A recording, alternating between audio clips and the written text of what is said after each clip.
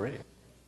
I'd like to call the October 5th, 2016 Oklahoma City Historic Preservation Commission meeting to order. Paula, would you call the roll?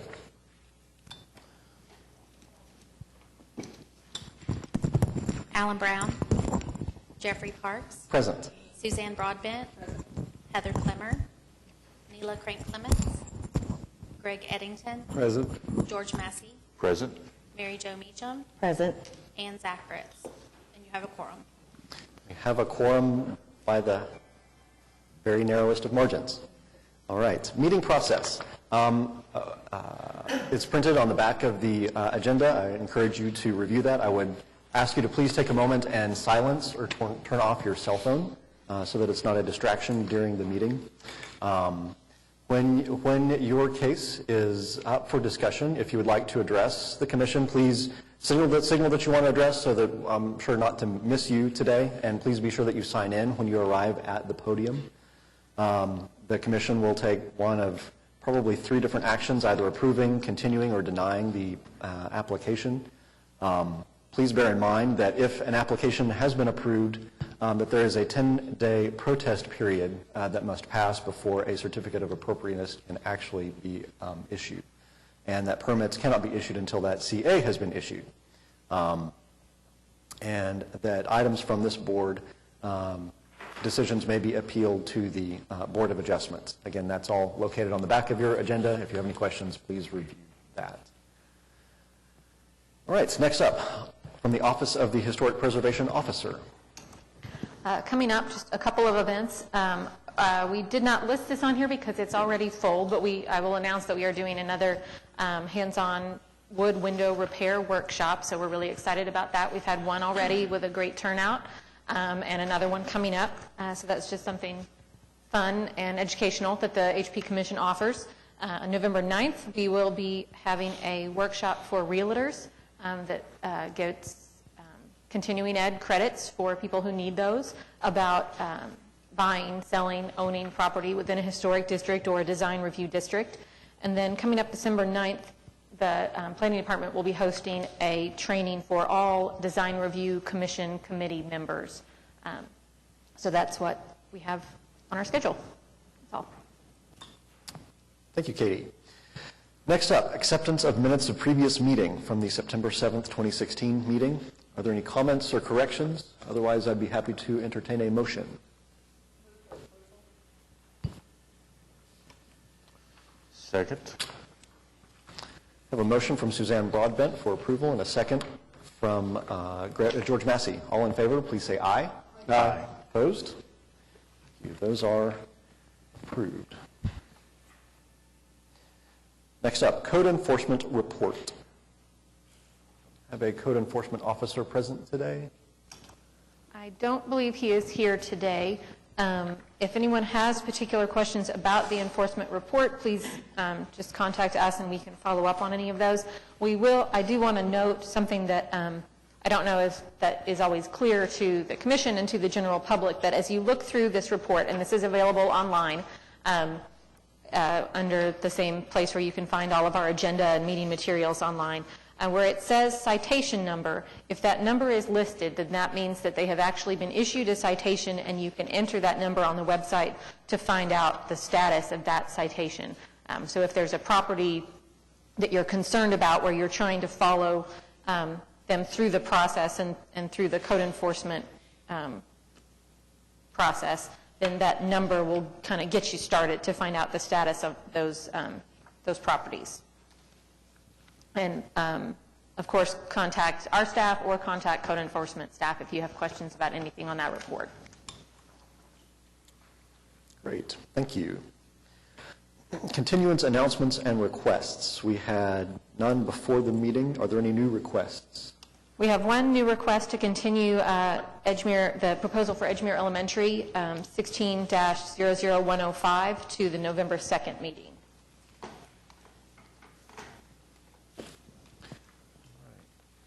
Is there someone that would like to So we just need a motion for move to continue that item?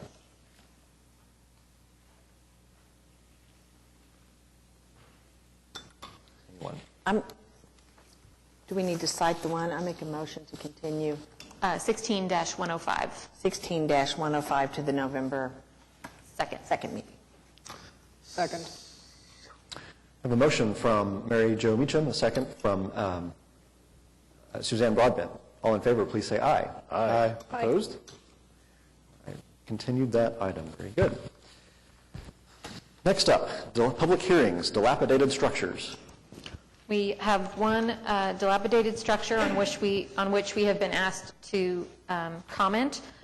This is the garage only at this property. It is 434 Northwest 29th Street, Paseo, Ward 2.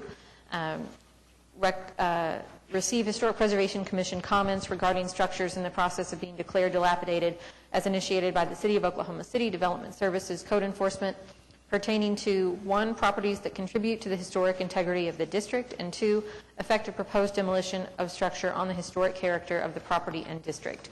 Just a little refresher for everyone that on structures that are in the process of being declared dilapidated by the city, we do not issue a certificate of appropriateness, but when they are located in a historic district, we are asked to comment upon whether the structure is historic and what impact its demolition would have on the historic character of the property and the district. So this is not an approval from the commission, it's just forwarding those comments to City Council. Nor is it a comment on its structural integrity. Correct. Right. I make a motion to forward the recommendations as noted by staff in the report that 1, the structure retains its historic integrity and contributes to the integrity of the district, and that the demolition of the structure will have an adverse effect on the historic character of the district. Second. Motion from Mary Jo Meacham, second from Greg Eddington. All in favor, please say aye. Aye. Opposed? Okay, very good. No National Register nominations this month. On to consent docket cases. Are there any commissioners that would like to remove items from the consent docket for individual consideration? Staff, did I see a comment from one of the neighborhoods on one of those items?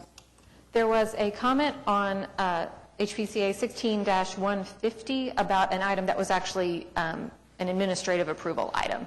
So okay. they were in support of the items that are on the consent docket here. Oh, okay. And I think there was a comment on the case in Heritage Hills, but it was in support of the application as well. I move to approve the consent docket. Second. I have a motion from Greg Eddington for approval, second from Mary Jo Meacham. All in favor, please say aye. Aye. Opposed? Thank you. Puts us through the consent docket. If your item was listed on the consent docket, items C1, C2, or C3, those items have been approved and you may want to go home. Moving on to cases for individual consideration. HPCA 16-00059 at 436 Northwest 27th Street, Jefferson Park, Ward 2, consideration and possible action on application of Red Bar Properties, LLC, for certificate of appropriateness to 8 replace windows required. Thank you.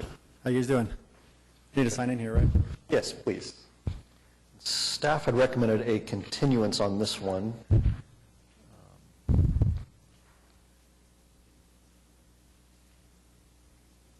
Because the windows apparently proposed did not meet guidelines. Is that a safe assumption? Yes, based on the description that had been submitted, it sounded like the proposed windows were not true divided light, which is one of the requirements in the guidelines. Yes. And so I finally got some quotes for true divided light ones, which I emailed you, and I have copies. I don't know if you want them now or Okay. not, but Do you know when you emailed them?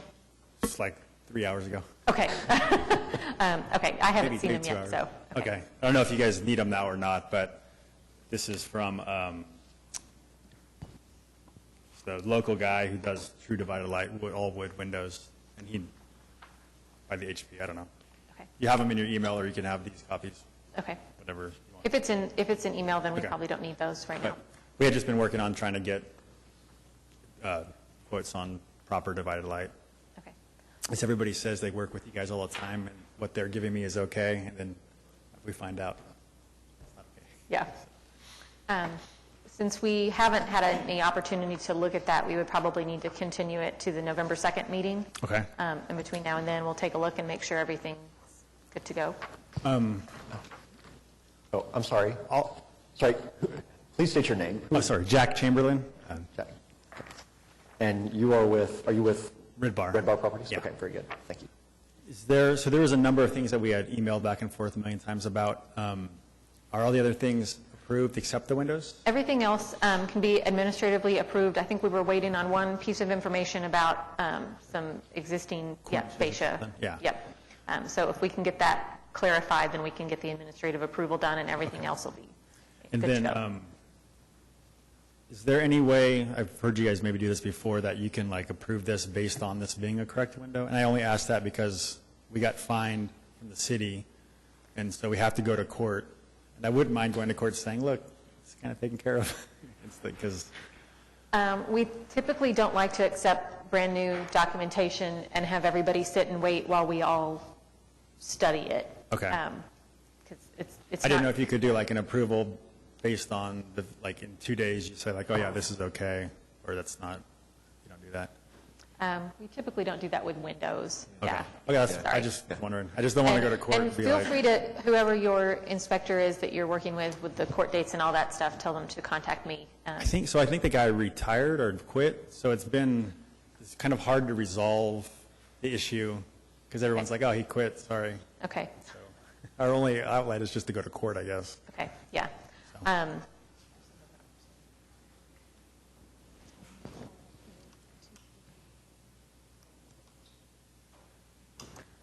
So Rita says call 2317 and ask for the supervisor. 297-2317. Yep.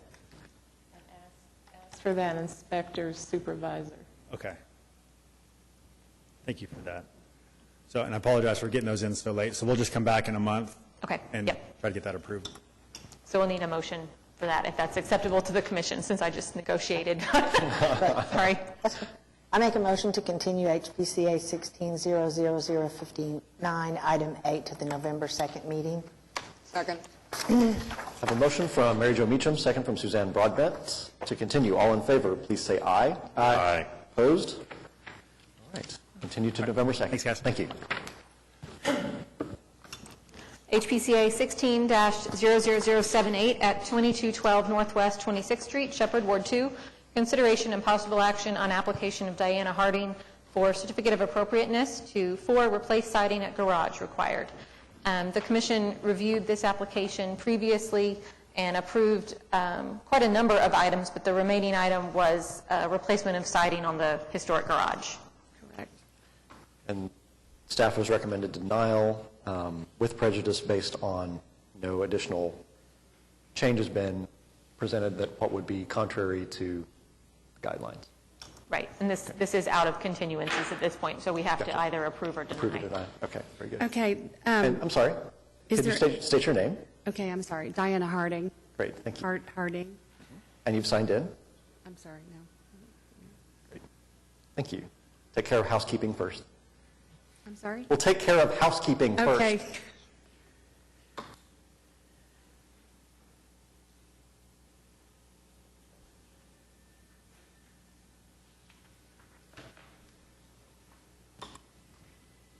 Hi, how are you? Great, Good. thank you.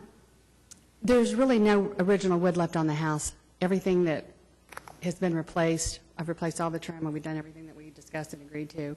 The garage, returning it to the original fabric, is not going to match the house.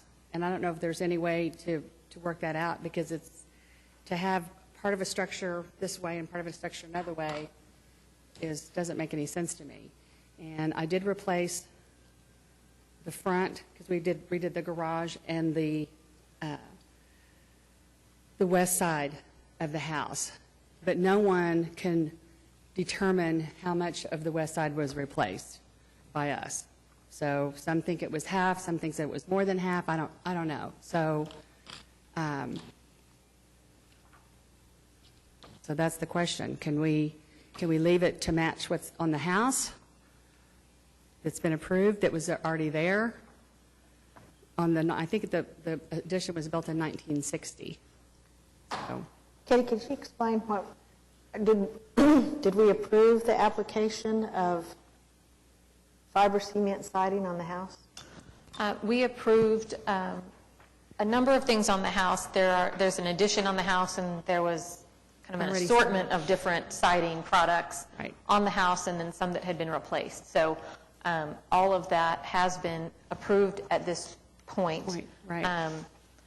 The historic garage did have original or historic wood siding on it that previously didn't match anything on the house that it was still there anyway. Correct. It didn't match the siding on the addition or anything. Right. Well, the part of the garage did match part of the house, but not all of it.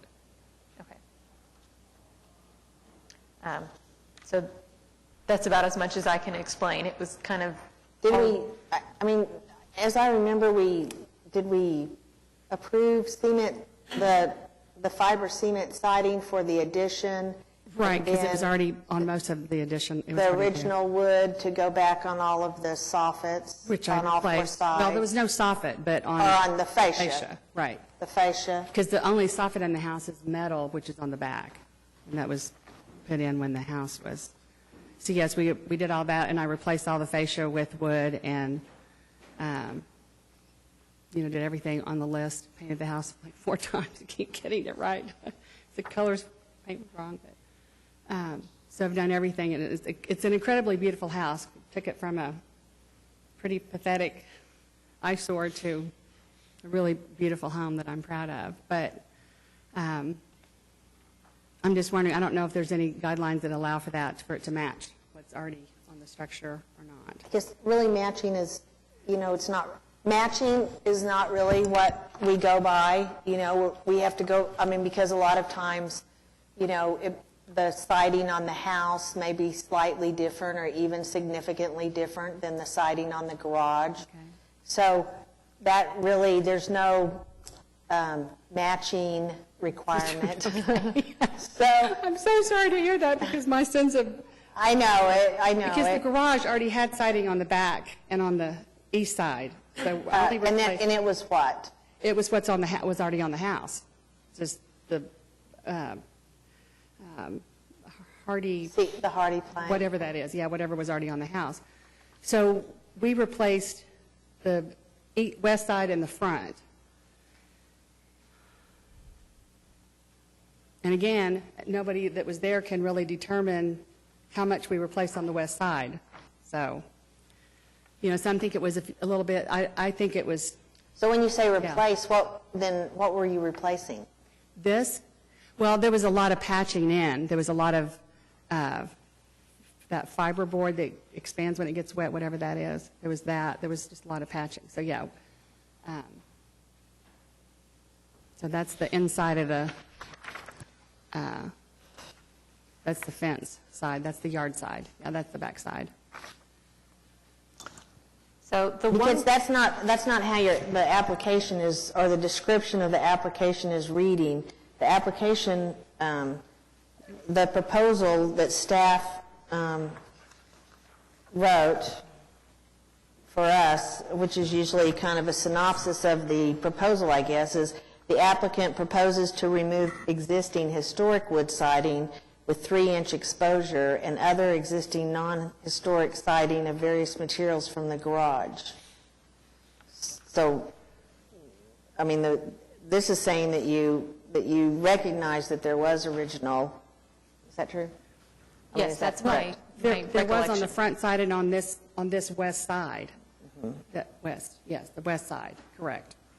So we don't generally make people take things off, but when they're replacing that, I know sometimes it seems funny.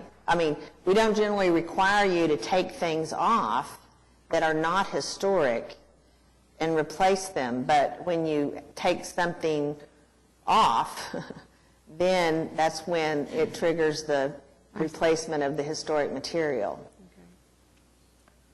So we have one guideline, 3.1.34, that says installation of fiber cement products may be appropriate for rear or side elevations not readily visible from the public right-of-way in order to replace wood siding that is missing or deteriorated beyond repair in all districts except Heritage Hills. If determined appropriate, then fiber cement siding shall be consistent with the size, pattern, shape, dimensions, and texture of the historic wood siding. Fiber cement products are considered sustainable products. That's on page 4 of the staff report. I'm looking for that, see.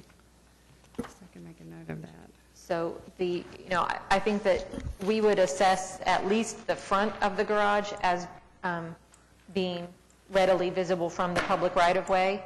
Right.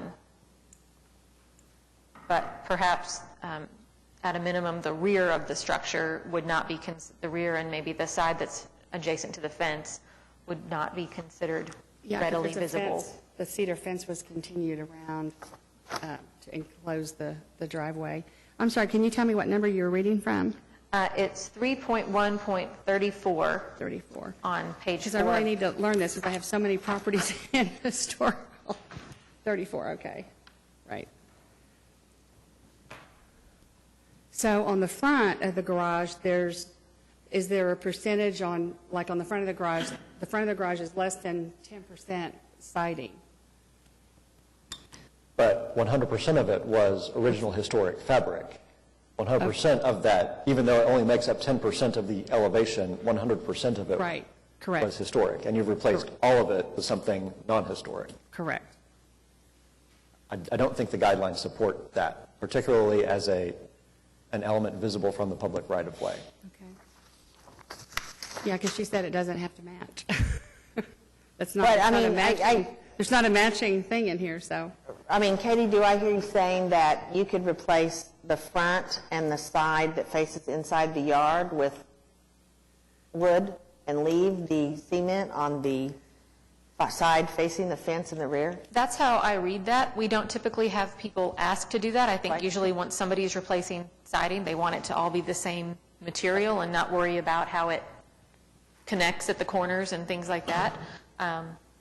So that is a guideline that it's there and it's been there. We haven't used it much, but maybe there's, I mean, it sounds like that fits. If you would only want to replace the little bit of siding on the front and then the side of the garage that faces in the yard with wood. Okay. I mean, my preference would be to just do the front, because the inside of the yard, no one ever sees. There's a fence, all the wooden fence around there. No one even sees that. So it would make more logical sense to just do the front, because there's a fence there now that you can't even see that.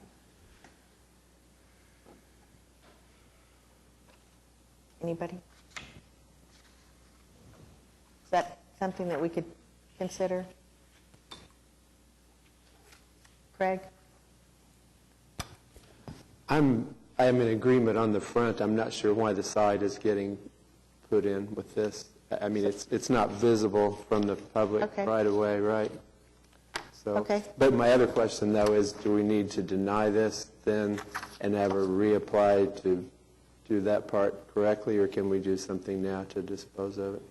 so her application is to replace the siding on the garage, and I think that could be approved with the condition that the front elevation of the garage be replaced with wood siding, Great, while the remainder is fiber cement. right.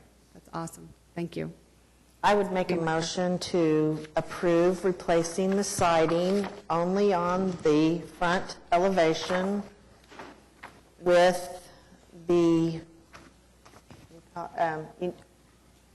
special condition? Actually, it's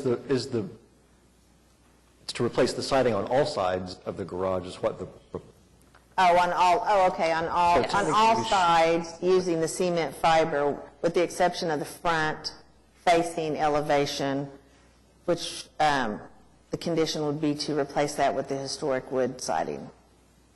Is that- Yep. Second. do you feel like we need any findings to go along with that? Or is that, I think the findings are the,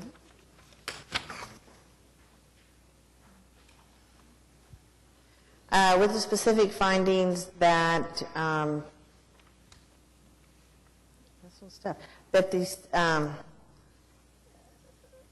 Okay, let me read that one. That the installation of fiber cement products may be appropriate for the rear or side elevations, so that would be in consideration of those three sides, but that the special finding that the front elevation would not, let's see, golly, The front elevation is visible from... can be seen from the public and must have the historic wood siding. Does that make sense?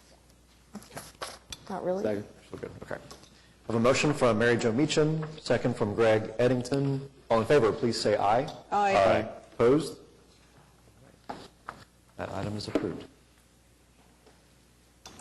HPCA 16-00082 at 424 Northwest 22nd Street, Mesta Park, and this one is, yeah, that's Mesta Park, sorry. We have another one where that neighborhood is wrong. Right. Mesta Park, Ward 6, consideration and possible action on application of Brandon Swearingen Renovations, LLC by Hunter Meekie of Halo Home Renovations for certificate of appropriateness to 1, construct garage, elective, 2, construct an addition, elective, 3, install handrail at rolling terrace steps in front sidewalk, elective, 4, remove non-historic front porch columns and install more appropriate columns, elective, and 11, install light fixtures, elective. A long list of items. Someone will be busy. Is there anyone to speak to this application? Great. Looks like staff had recommended approval on all items.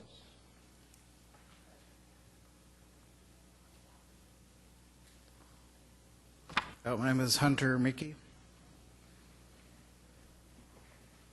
Welcome. Thank you for coming. Thank you. Does the commission have any questions for the applicant or for staff? Could you explain your reasons for wanting the exception for the size of the garage?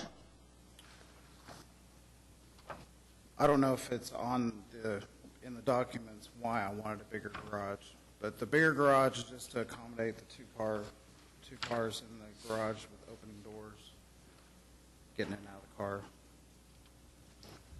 Because we have not been giving exceptions to the size of the garage. Could you reduce it to the recommended size? Yes, that'd be no problem. To the It's 20, 450? yeah, the 450. And right now you're at 472, is that right? So nearly there. Yes. I'm out of continuances. Is something we could do administratively? I think that's probably a minimal enough change that you could revise the garage drawings and just get those to staff. Okay. If the commission's comfortable with that. Staff has approved or recommended approval of all other items. Do we have neighborhood comments on this one? Just the one, they approved 2, 3, 4, and 5 and asked to reduce the size of the garage to meet the guidelines. Okay, all right. I make a motion to approve HPCA 16-00082, items 2, 3, 4, and 5 as noted by the staff with the specific findings by staff in the report. Can I do item 1 with that, or do I need to do it separate? Two things. Number 5 there is actually item number 11. We had a little Microsoft Word lack of cooperation. Oh, okay. Item 2, 3, 4, and I 11. think you can do all of them together, just with the condition that the changes be made to the garage and submitted to staff. Okay. So as stated by staff in the report, those other items. And then item 1, approve to construct the garage with the specific findings from staff of specific findings 1, 2, and 3, and a condition that the size of the garage be reduced to 450 square feet. And the documentation will be submitted to staff? Oh, yes, prior and, yes, documentation to be submitted to staff prior to CA. Second. I have a motion from Mary Jo Meacham, second from Greg Eddington for approval with condition. All in favor, please say aye. Aye. Opposed? All items are approved. Thank you. Thank you. HPCA 16-00100 at 1422 Northwest 36th Street, Putnam Heights, Ward 2. Consideration and possible action on application of Bradley and Catherine Davenport for certificate of appropriateness to 1, replace garage door, elective. Is there anyone here to speak on this application today? Staff would recommend a continuance because the door material was not appropriate for the district. Yes, Correct? the last thing that we'd heard from this applicant was that they were working toward an administratively approvable proposal. So I think if we could continue it to the December 7th meeting, hopefully in that interim, we can get an approvable product from them, or a solution. And Suzanne and I have talked previously that it may actually be very feasible to repair the doors. So we'll continue to work with that applicant. Okay. I make a motion to continue HPCA 16-00100 to the November, December 7th. oh, December 7th. Okay. Okay. December 7th meeting. Second. I have a motion from Mary Jo Meacham, a second from George Massey to continue. All in favor, please say aye. Aye. Opposed? Thank you. That item is continued to December 7th. HPCA 16-00101 at 2808 North Robinson Avenue, Jefferson Park, Ward 2. Consideration and possible action on application of Notch Properties by Joseph Parisi for certificate of appropriateness to 1, replace front porch columns and balcony required, 2, replace the back stairs and landing required, and 3, construct canopy over second front entrance required. The Commission has reviewed this previously and suggested some changes. The applicant has come back with a revised design, and we should also note that as part of that design, it includes presumably withdrawing item 3, construct canopy over second front entrance.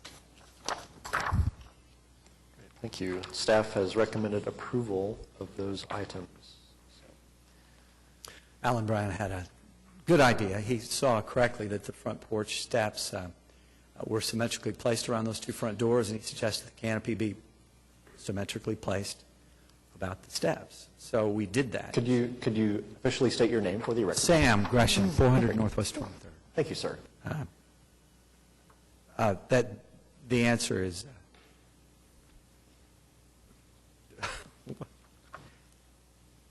that's it. I did it. I said everything in the wrong order, didn't I? All right. Yeah. But it was Alan Brown's Say that backwards. suggestion to remove the gabled canopy over the front door to the right on this picture, and then add what amounted to a, if you could see the steps head on, you'd be able to tell that, as Alan picked out pretty immediately, the stairs are symmetrically placed across, with respect to the doors. The idea was to pull that canopy clear across so that it crossed in the space at the south corner of the house and then between the north edge of the north door. So everything was shifted over to the south to achieve a kind of symmetry to the front, which we did. I think that solves all the concerns that I had.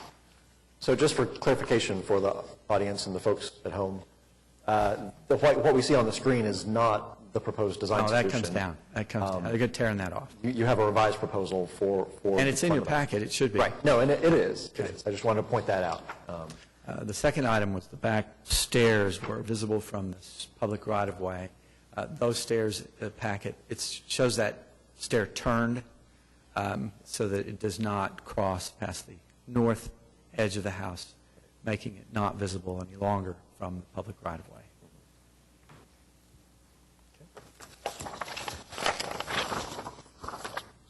Any questions or comments? I move to approve HPCA 16-00100 101 items 1 and 2 with the specific findings in section E of the staff report. Second.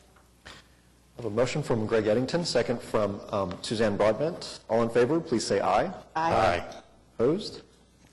Thank you. Thank you. Do we need to take any action on item 3? That's what I wanted to ask Mr. Gresham. Are you officially withdrawing item number 3? Well, yes, item number 3 is withdrawn. Thanks. Very good. All right. We've already continued number 6, HPCA 16-00105. That will be heard in November. Number 7, HPCA 16-00111 at 209 Northwest 32nd Street, Edgemere Park, Ward 2. Consideration and possible action on application of Frank Crabtree by Richard Cody of American Home Services for certificate of appropriateness to 1, replace front windows required. Staff had recommended a continuance on this one based on documentation of the damage that the condition of the original windows and information on the replacement windows. Is there anyone here to speak to this application? We have heard from this applicant recently, and they did provide some additional information on the condition of the windows, but we still do not have anything that shows that the proposed windows meet the guidelines. They had worked with a contractor, and they thought they met the guidelines, but the documentation that they've submitted so far does not show that they do. So we did recommend one more continuance, and probably to that December 7th date, just to give them the maximum amount of time to provide that. And I move to continue HPCA 16-00111 to the December 7 meeting. Second. I have a motion for continuance from Greg Eddington, second from Suzanne Broadbent. All in favor, please say aye. Aye. Opposed? That item is continued.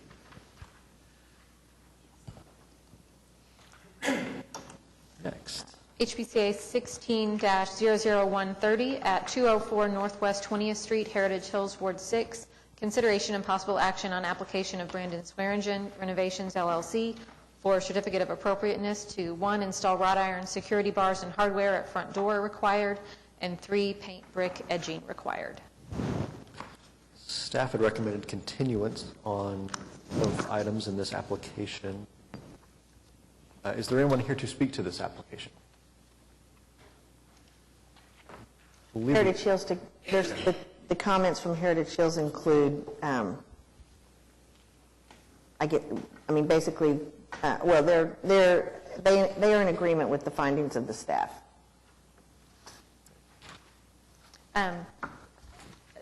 We have very clear language in the guidelines about security bars on doors, as well as about painting masonry. We did not have as much specific language about things like the hardware on the door. This appears to have been a historic door where they replaced kind of an aged bronze metal with a shiny silver metal. So before we continue it, is there any sense from the commission about that particular change that we can provide for information to the applicant? I don't remember us actually discussing hardware. We've let people replace doors many times, but we've never had them bring information in regards to the hardware. So, yeah, I think it's people typically will submit it, but it's not something that we usually discuss or call out. But usually, people are submitting oil rub bronze. Right. So. I struggle to find where we would hang our HP hat on reviewing hardware. Yeah. You know. I think staff kind of felt like this is a relatively changeable, reversible thing Right. that people frequently swap in and out when, a new person moves into a house. Right. So. have you talked to the applicant?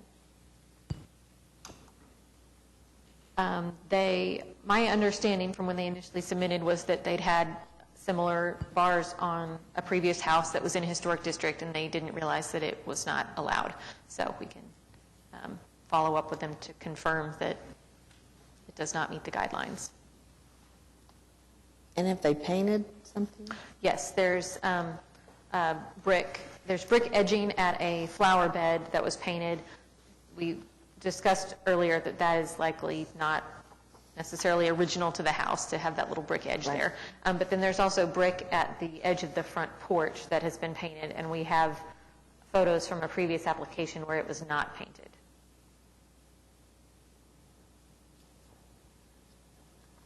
Do you just want to continue it? I think that's our best option at this point. See if they'll revise it and attempt to remove the paint. I make a motion to continue HBCA 1600130 to the Let's go do the December. December 7th meeting. Second. A motion for continuance from Mary Jo Meacham, second from George Massey. All in favor, please say aye. Aye. Opposed? That item is continued to December 7th. Right, next item. HPCA 16-00134 at 529 Northwest 19th Street, Mesta Park, Ward 6. Consideration and possible action on application of Blue Wren Initiatives LLC by Ursula and Valerie Bradshaw for certificate of appropriateness to 13 Construct Garage. The Commission reviewed this application at a previous meeting and approved a number of repairs and changes to the property. And the remaining item that was not approved at the time was construction of the garage. One thing that I will note that I've talked about with the applicant but that didn't make it into the staff report, we have language in the guidelines that talks about two-story garages at abutting properties. The property to the north of this house, and let me see if what page of your staff report shows it, is a rather odd property in that it is okay, so if you look at page 32 of 38 in your staff report, toward the bottom you'll see subject property labeled, and the property to the north is an unusually wide property that has two houses on it. The house to the east does have a two-story garage, so that does appear to be technically abutting the subject property, and that did not get referenced in the staff report. And then I'll let the applicant further discuss. Okay, and staff had recommended approval with condition and unique circumstance. With unique circumstances and conditions, yes. Can you tell me again which one abuts? I'm sorry, I wasn't following it. What was it? I'm sorry? Can you tell me again which one it is that abuts this property? I'm sorry, I didn't follow it. It is, if you look at page 32 of 38. 32 of 38, toward the bottom of the page on that map, it says subject property, and that's where the garage is proposed. And then the property just to the north of it, where there's a little box that says 2, is a two-story garage. And the pages just prior to that are photos of that two-story garage taken from the applicant's backyard.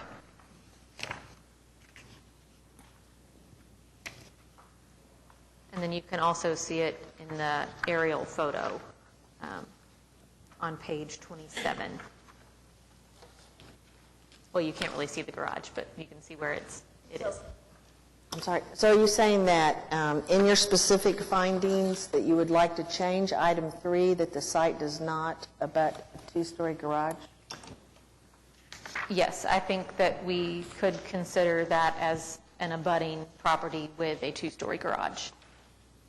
What is the question? I guess I'm not sure if why you're questioning. Is it a property with a two-story garage?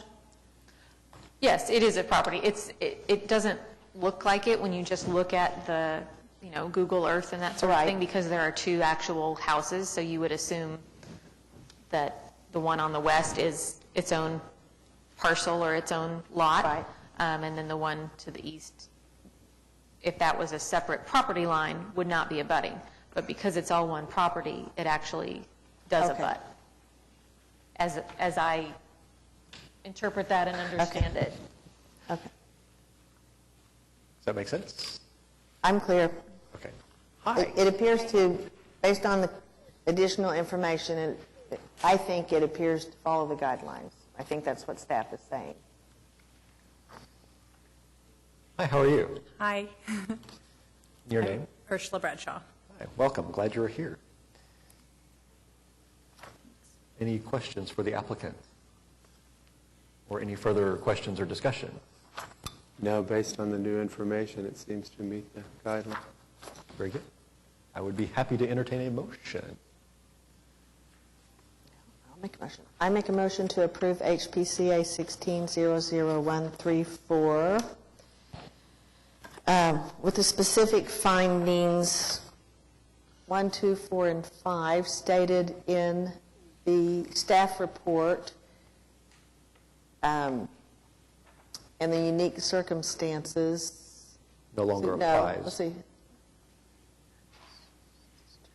We don't need that, right? Okay, you don't need that one. Right.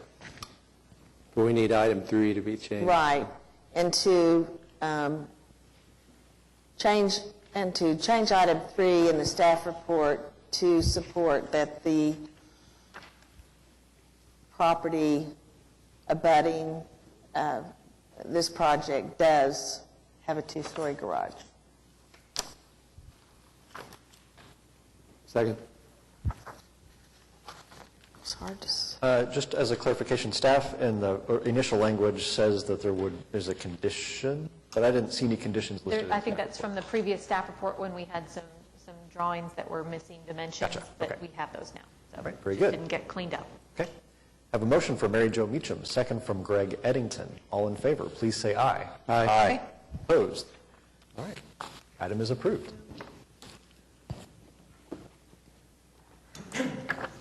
HPCA 16-00136 at 2304 Northwest 26th Street, Shepherd, Ward 2. Consideration and possible action on application of Jonathan Renke for certificate of appropriateness to 4 demolish existing garage elective and 5 construct garage elective. Staff had recommended approval of the demolition and recommended a continuance on the garage replacement.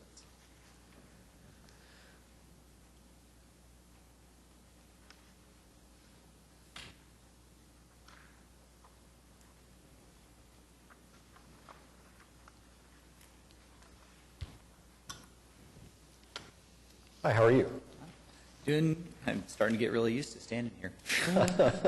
Welcome back. Right on. So, okay. Could you please officially state your name for the record? Yes, absolutely. Jonathan Renke at 2304. I'm the owner of this particular property. Thank you. Do you have any comments after reading the staff report? Yeah, I do. And there's a few things here that I just wanted to touch base on. And so I think the primary hang-up, if I'm not mistaken, from what I'm reading, is the actual design of the new garage, which is one that you guys may remember was utilized in a different place in the same neighborhood. Our visibility here is a little bit different because, as you're aware, we own the lot on the corner right now. But what you guys already approved is the division of the lot.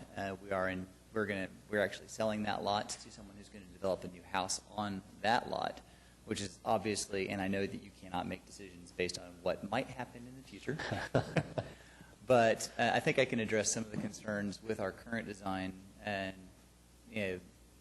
am I correct in stating it's primarily the design? Because we do fall into the guidelines that state that the garage should be able to accommodate a single-car garage, which it does not, or a single parking space, which it does not. One of the things that was actually noted incorrectly in the staff report was that they think that all of the original siding actually exists on the garage. And I have supplementary photos if you guys want to see them. That show some of the same things that there's pictures here of. It shows the continuation of the degradation of the slab on the interior. We've lost pretty much the structural integrity of 100% of it. We have cracks that vary in width between quarter inch to as much as 4 inches. We have heaving that's close to two and a half inches. I was kind of laughing about it not being a threat to the public health, but it's certainly a threat to my ankles. So, and I'm part of the public, so. But with specific regard to the comment that all the siding was in place, at some point in the history of the garage, someone actually drove through the back wall of the garage. And in the photos that I have, you can see on the interior that it's actually new siding and new studs that have been put in.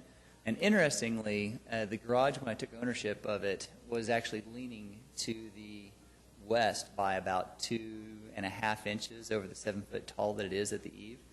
And the people who actually did the work installed the studs at the angle. So when I straightened the garage back up using come-alongs and things to brace it in anticipation of eventually getting it to work for now all my studs are out of plumb, because it's just kind of the way it was. So we have, one entire wall is there. And one thing that I took a picture of that's on here that isn't going to be represented anywhere on your thing, you're going to be very aware, obviously, that the metal door that's in place right now is not historic. So as best I can determine, we had a pair of carriage doors there that were part of the original construction. And when they installed this one, they literally cut out the joists that were in the way. And so the structure for my roof is 100% compromised.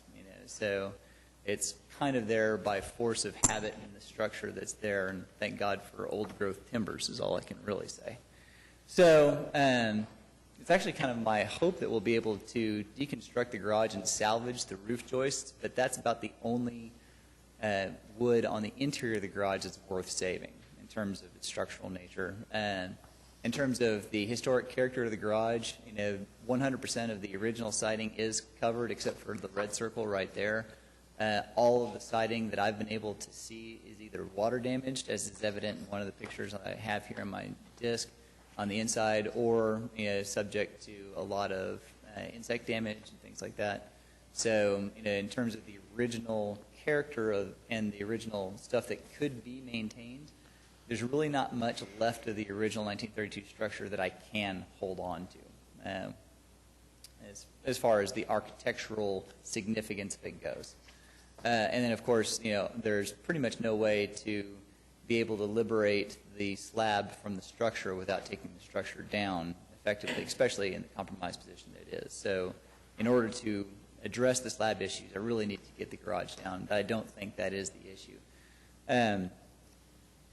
So with regard to addressing the architectural concerns, and there are, right there at the corner of Young's, and I don't know, can we cycle through some of the pictures that are on the application there and the staff findings?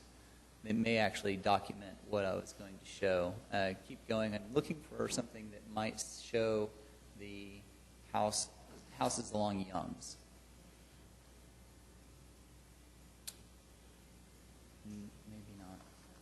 They're all very specific to this one. Well, my neighbors that parallel our property on Young's both have what would be considered, well, one of them definitely has a high-style architecture, and the house itself is really unique inside of the neighborhood. It's got it's a French chateau thing, but it's not the Tudor revival that everyone else has, but it's actually like a completely different and very cool thing. They got a minaret and stuff, and their garage is about 22 feet tall at the peak, and it parallels my property on Young's and faces this garage actually. It also has a garage apartment and a number of other things too. It has 2 overhead doors, and it's actually on my list of things to do next year. The homeowners asked me if I'd be interested in rebuilding it exactly as it exists, which I figure it'll be a fairly easy proposal as far as this venue is concerned. But, and then the neighbor directly to the south just completed a new structure, and that they had a number of issues that they came up with, but it is a gable-end roof with a overall peak height of around 15.5 feet right now. So those 2 garages currently face my existing garage, so the design that I've proposed actually mirrors and complements my across-the-street neighbors. And with regard to people who are actually on my street, we do not have anybody on 26th Street on the south side of Young's that has anything approaching what I'm proposing. Pretty much everything is either this or a long, low kind of thing. But my backdoor neighbor to the south and east has a long garage with gable ends on it that are approaching around 13 feet. And then 2 doors to the west on the north side of our block, we actually have a house that has living quarters in it, and it has more of the high style architecture. And their peak height is around 18 and a half feet. It's got a 8 and 12 pitch, and it's pretty good looking structure. Of course, you can't see it from the road. But that's kind of the character into which I'd be inserting this. So, it's my hope that you guys, with that background, might be able to see right clear to approving this. So, and one more thing. There was a note that said that I had not submitted the trim detail. It was a third note, and that's actually item number 6 in the proposal, and it's the same proposal that I've used twice. So if we need additional documentation, I hope you guys can tell me what it is that I need to provide, because it worked twice. And so I'm a little confused as to what I haven't provided this time that I did the other times. So. Did it say the width? Maybe they were wanting the size of the plank? That's actually notated. Okay. Yes, it is. I believe it is an 8 1/4 inch plank, and the installation, as it's dictated on the product sheet, has got a full 6 inch exposed face. Smooth. It is a hardy board product, and because we are proposing a brand new structure, it is my intent to use the siding all the way around. So even though that fascia will be seen from the street even after my neighbors build their new home. On the trim, I believe what that was referencing is that on the drawings, there's no trim shown at the garage door or the pedestrian door, like trim boards.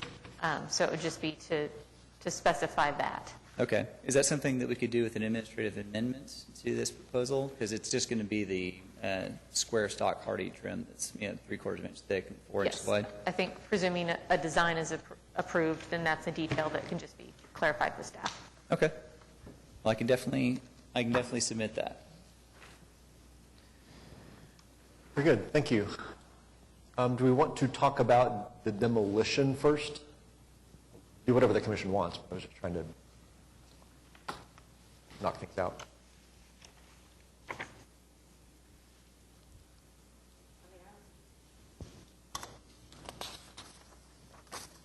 Is this, I thought that I thought we approved the demolition before.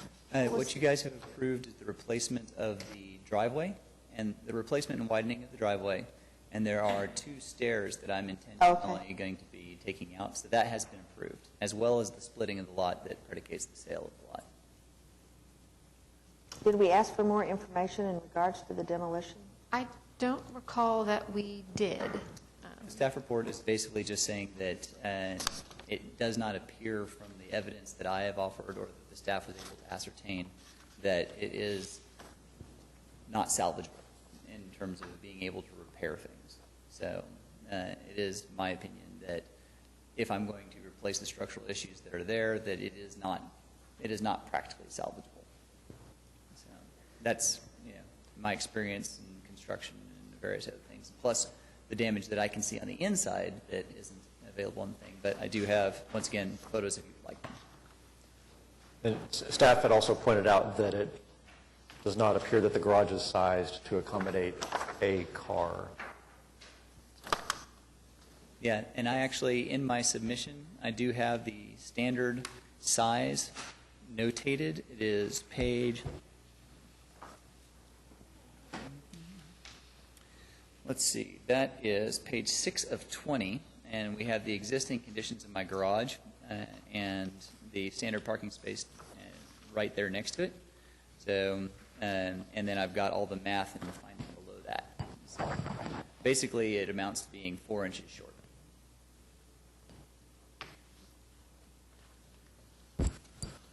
I'm not opposed to making a motion to demolish the garage. What is the I'm really not sure about the design of the garage. Is it the roof line? So, yeah, I believe this design, as the applicant said, was approved at another location where the historic garage wasn't there. So we didn't have a design to go on. If I may, the garage was existing there. We demolished an old garage. I think we did. You modified the roof line Yep. We had on that proposal to this one to be more similar to that actually- historic garage. Sorry, I'm remembering What we did this. was, say, just to refresh the board's memory on this, obviously I know, it was my project, so it's not hard for me to remember the details. May I? Go ahead. Yes. Okay. So what I had done was I had actually created a design that was too large, was the first problem. And the second problem was that I had actually taken the architectural details from the front of the house and mirrored them on the fascia of the garage that you would be able to see from the road. And that took it from a place where it was considered a modest style to a high style. And that was a fairly large consideration. So we revised the roof line to basically be a simple hip, so when it was visible from the road, it was just a flat surface, which was not exactly what the original garage was, but it was modest enough that the board felt that it was appropriate.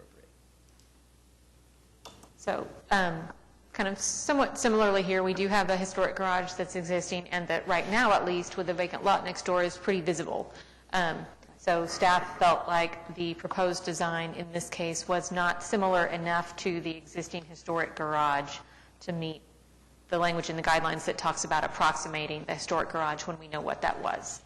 And I completely agree. It is a radically different structure, and the only reason I feel that it might be appropriate is because my very near neighbors both have structures that mirror in style kind of what I'm doing. So, so we don't have... Right. I mean, I understand what you're saying there. I guess that my thoughts are that when we, if it wasn't there, then we're back to where we were on the other one, suggesting a more modest design rather than, I'm sorry, can you clarify what you mean? Let me think here. If we're talking about if the garage was not, if your garage was not there and we had, no garage, right, we would be suggesting a very modest design.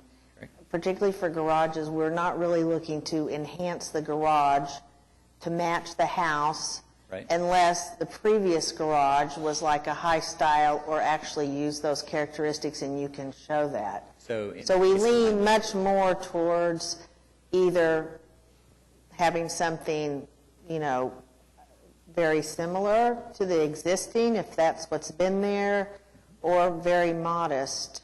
We're not, I think the guidelines that discuss garages try to get us to look at, having that as a very secondary structure, not an additional architectural feature, unless that's what it was originally. There's very few of those, but we do have very high-style garages some places. But yeah, and as you know, but we as a don't, neighbor, unless you have, unless you have information that would show that your house had one of those, I think we have a tendency to try to go the modest way. That's just my thought. I'm open on the roof line. I understand, and you're absolutely correct. With the available evidence and everything else, and the guidelines would stipulate that a modest style garage would be the right one for this one. So, and it's just my hope that the board will approve my proposal based on my surrounding neighbors and what we're trying to accomplish. So, are we just talking about the roof line, really? The roof, yeah, the design of the roof. We have a roof line, and it would be my preference to retain the roof line because, as you know, from living in these neighborhoods, storage is at a premium, and that would allow me to actually have a lot more places to put, things like my wife's Christmas and Easter and various other things that, get drug out seasonally. So, it would be my preference to retain, at the very least, a dual gable design. I could do without the third, I suppose, but it would be very nice to have the additional, attic space to be able to get some storage up there. So, but, obviously, it is y'all's responsibility to give me a call on this, so I'm just looking for the call. Well, Now, once we send a message about the demolition to the city council, then it's got to be scheduled at the city council for hearing on the demolition, is that correct? No, this one is just for us to approve the demolition. Well- This one doesn't go to city council. Yeah, this Oh. this one's not the, what you call it? It's the not dilapidated. structure. Right, yeah. I'm sorry, it's not what? It's not, this one hasn't been scheduled as a dilapidated structure. Okay. He's one of the issues that is raised in our ordinance for demolition is that a garage may be demolished if it does not accommodate a standard size parking space, which he's documented it does not appear to do because it's so shallow. And then while we didn't feel that it was an imminent threat to public health and safety, the applicant does feel that it's maybe infeasible to repair, which is another criterion in our guidelines for demolition. Yeah, so if we approve the demolition, he can take Yes, that and go correct. demolish the garage and get started on his project? Yes. The new one, okay. So the third gable faces the back of the lot. Currently would face the rear door neighbors, yes. The unfortunate thing is it's wide open to the side street, at least at this Yes, time. at right? this juncture it is. Yeah, I think that if it were a typical inline garage, where it was stacked in the center of the block, that could, you could pretty easily convince me that that would be okay. No one's really going to see that. Right. In this case, I kind of waffle a little bit, but I'm curious what the rest of the commission feels about that. Well, I have a question. Shepherd has not been a historic district, 10 years, 5 years? Fairly recent, yeah.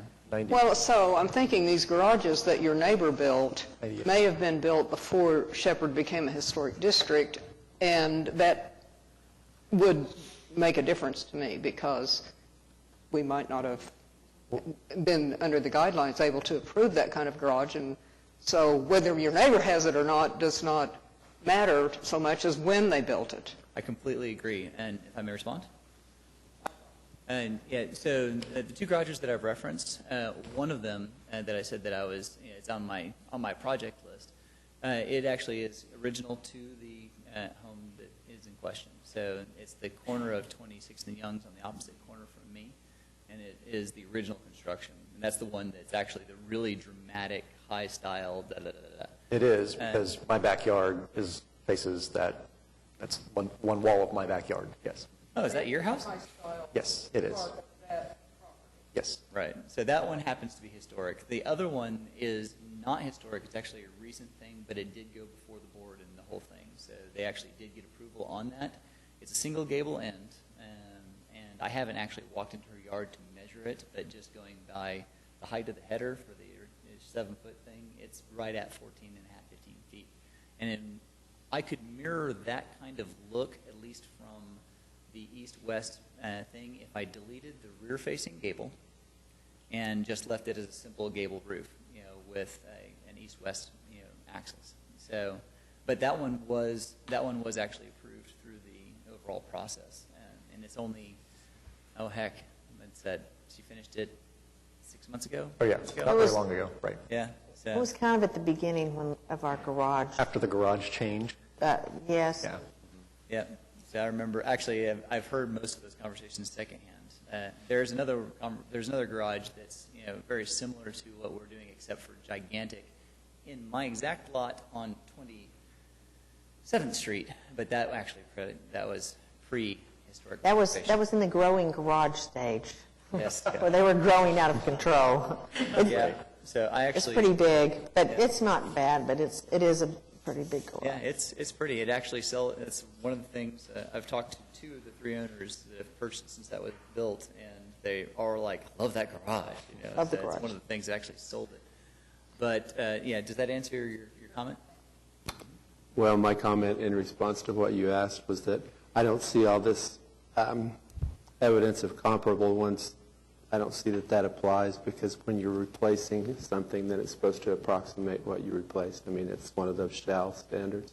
And so I think it has to approximate what you're tearing down. Obviously, it has to be bigger to accommodate a parking space, but aside from that, I don't see that the other is relevant. It's not to me, anyway. So you're saying, Greg, that you feel like it has to have a hip roof? A hip roof?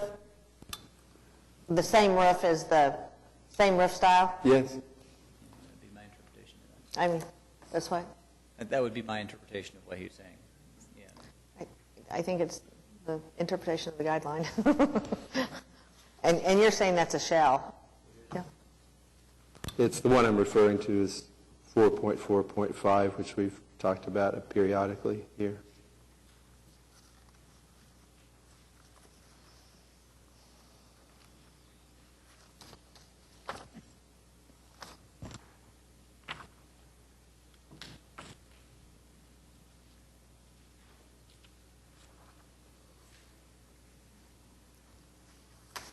Well, I'll make a motion for the demolition.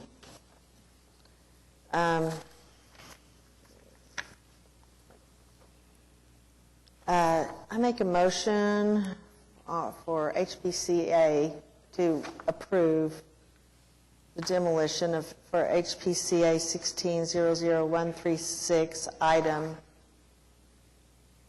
4, with the specific, let's see, item 4, okay, and I am just confused about this. I thought staff, okay, with the specific findings that, I don't know, the garage, that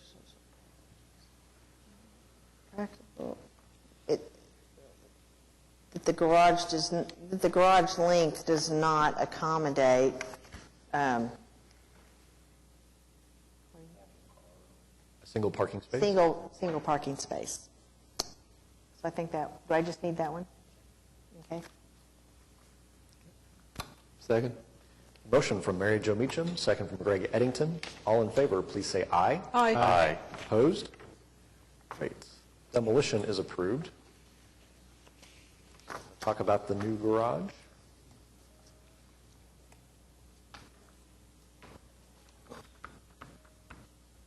Well, I mean, I can move to continue it, but if he's got an idea of what he needs to do, we don't really ever have a majority vote on what he needs to do on a continuance, I guess. But the only thing I think we could do right now is continue, based on what everybody's saying.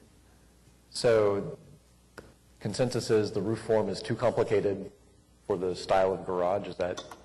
I would put it more strongly, I think, if we're going to go that direction, which is that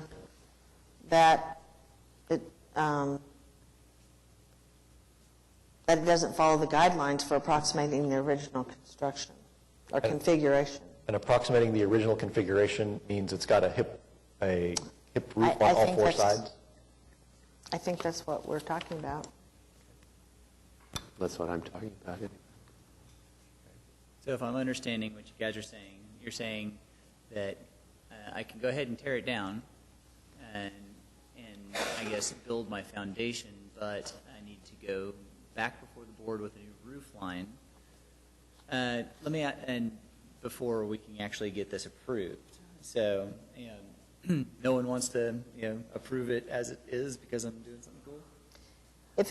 I think that you can get staff approval if it follows the guidelines exactly. But, Can you? but No, we can't administratively How about approve the the new new garage? construction. Are you what? Yeah, we can't administratively approve the new garage. I mean, if you all want it, well, I'm not even going to say it. I thought we haven't done that.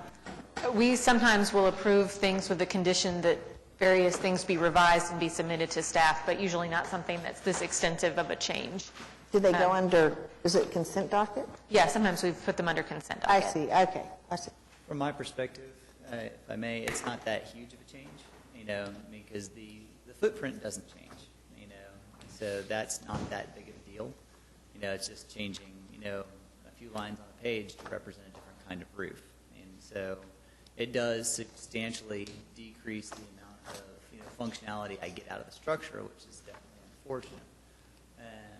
But, it's not that hard from my perspective as a builder, as far as a change goes. I do have one other question, though, regarding the middle garage door that we proposed. That was also one of the things that was a hang-up on the guidelines.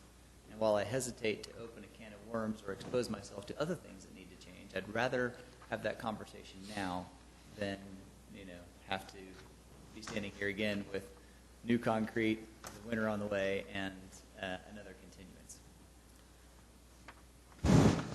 Metal doors are considered appropriate, so was there a... There was a section where it says metal doors are considered appropriate in historic district modest garages. So modest garages that are located at the back of the lot and minimally visible from the public right-of-way. So, there's fairly good precedent for double garage doors, which are indistinguishable whether they're wood or painted metal, if they're all painted, in very close proximity to this home. And this is, once again, we've got a future condition that's coming up that's actually going to address that, where it will be towards the back of the property and not really visible. However, right now, we're kind of there. I know where we're going, but I just need to know if I have to revise that or whether it's going to be approved, and so that I can actually be taking significant action towards completion. I mean, I would be of the mind if you had the design change to leave the, metal garage door. That it would be okay? That would be of my mind, yes. Okay. I mean, it does fly against the specifics of the guidelines, though, and that's been tripping us up, so far. So, I mean, I definitely will take y'all's word on it, because that's kind of your job, is to say yes or no, in these kinds of situations. So. I'm sorry. Go ahead. I was going to say, and cautioning you, we obviously have members absent today. At whatever meeting your proposal comes up, right, depending on who is here that day, it may not shake out exactly like that. So when you take the commission at our word, bear in mind that we're not taking official action. You're hearing the recommendation of the people that are here. I just want to caution you of that. I appreciate the caution. That's a little distressing. I would kind of echo what you already mentioned, that typically on a lot like this, where the garage is sited like this, we would approve metal garage door. The fact that there's not a house next to you obviously changes the visibility factor. Right. I think based on what's been approved at similar sites elsewhere in the district, and if the other changes are made to the garage that do make it more closely approximate the historic garage, staff would probably be supportive of a metal door in this location. But that's staff, not the commission. So again, I would agree with that. Having said what I've said, I would agree with that as well, based on the garage is set far back from the street. I just wanted to mention one other thing, that the commission approving the demolition allows you to demolish the garage, and that's it. That doesn't include going and pouring your new foundation, because that would be part of the new construction. Right. Well, I wouldn't pour the foundation, without, I'm not going to demolish it until I know what I'm doing. Right. So. Yeah, I just wanted to clarify, because you made that comment. Yeah, and it's a good clarification. But yeah, I mean, I want to know where I'm driving before I put the keys in the car. So, Katie, are you saying that a change like this requires him to come back? I think that Angela and myself would be more comfortable with a change like that coming back to the commission. I mean, there are several kind of design elements of the garage, the little different features and things that are going to be affected by a change to the roof form, and just making sure we get the overall height of the structure right and that sort of thing. It's more of a change to the design than we would typically defer to staff, in my experience. Katie, so long as his changes adhere to the guidelines, can it go on the consent docket in the next commission? Yes, yes. Where would the driveway be on the lot next door? It could be any of a number of places. Question. I'm sorry? I can answer that question. And so the purpose of the lot, the lot line shifting was because for whatever reason, my driveway is 6'2", as measured from the last stair on the kitchen to the edge of the concrete. So I really could not, and then my lot line is directly on the side of the driveway. So, and I could not expand my driveway without the lot changeover and not have my driveway be on someone else's lot. So currently, the way things are set up, we'll have a 10-foot wide drive, and the lot line will actually be 1 more foot away from that. So the edge of the driveway, and then 1 foot over will be the new lot line. So 1 more foot and then it would start. Yeah, so that's. But that lot could, I mean, that design could have a driveway from the side street. They will almost assuredly be entering from Young's. So. So there won't be a driveway next to the driveway. Right, so yeah, we will It'll not. be in the And back. that's what I think you wanted to. It would be in the back. It'd be in the It'll be in back. the back, and we will not be sharing a drive. What street is that over there? That's 26th and Young's. Young's. Yeah, so I wish I could share a driveway. I'd sure like to have someone else help me pay for all that concrete. It's a long drive, It is a long drive. so. I guess I'll make a motion to continue HPCA 1600136, item 5 to the November November 2nd? 2nd. Get new drawings to us by Tuesday?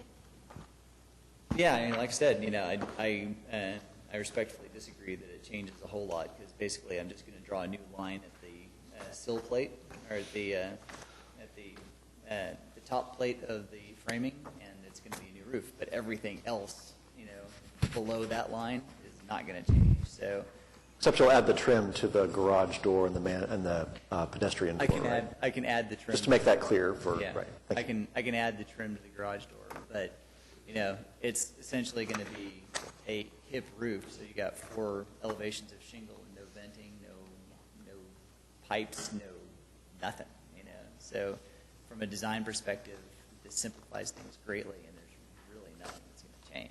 So, but I understand that you guys are going to continue it to the consent document.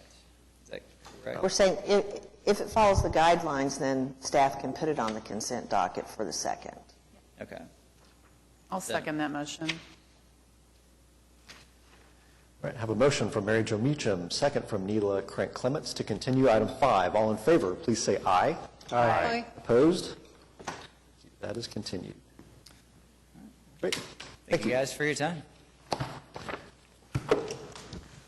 HPCA 16-00140 at 1442 Northwest 36th Street, Putnam Heights, Ward 2.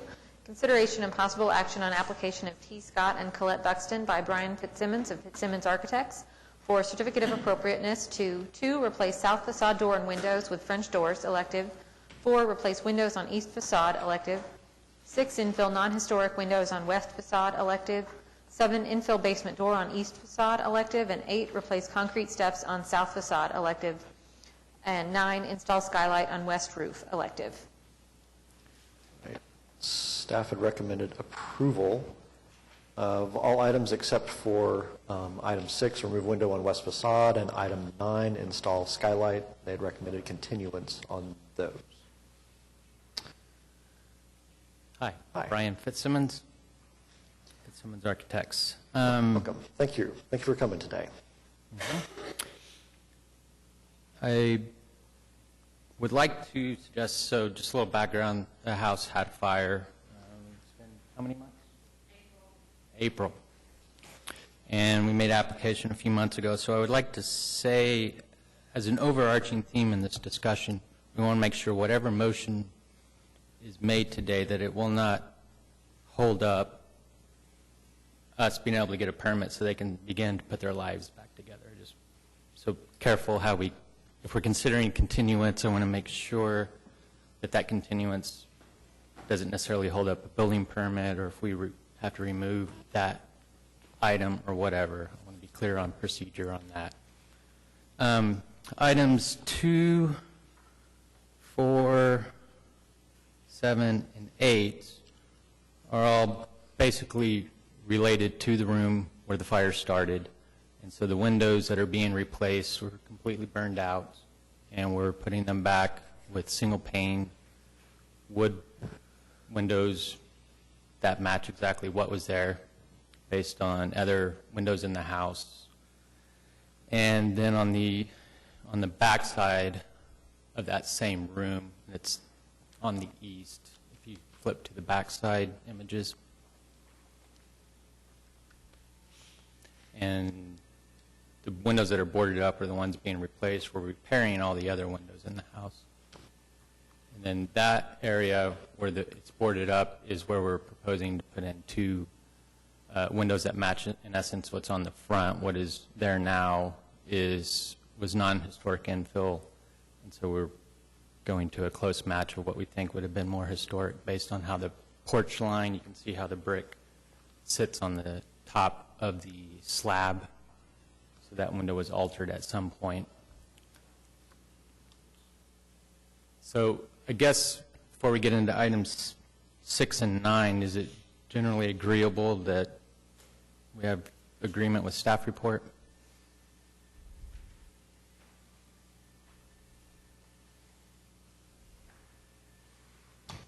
Well, I just want to comment a little bit.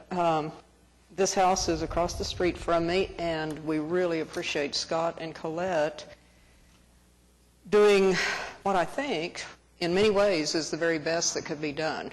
When they've been in the Putnam Heights for about 20 years and very much involved in the neighborhood, and understand the significance of the historic character of their house, as well as its contributing value to Putnam Heights.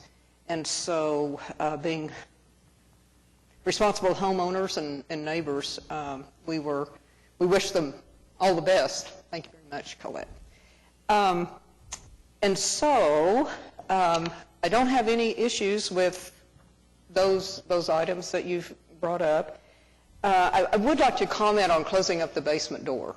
I talked with Katie about this. My house has a little basement door like that too. We're next door neighbors. And I do think that's a real important part of the historic character of the house. But I understand in this case it's an issue of how to use the interior of the house and that sort of thing. Mm-hmm. So, you know, on the back of the house we're fairly liberal with what we allow people to do.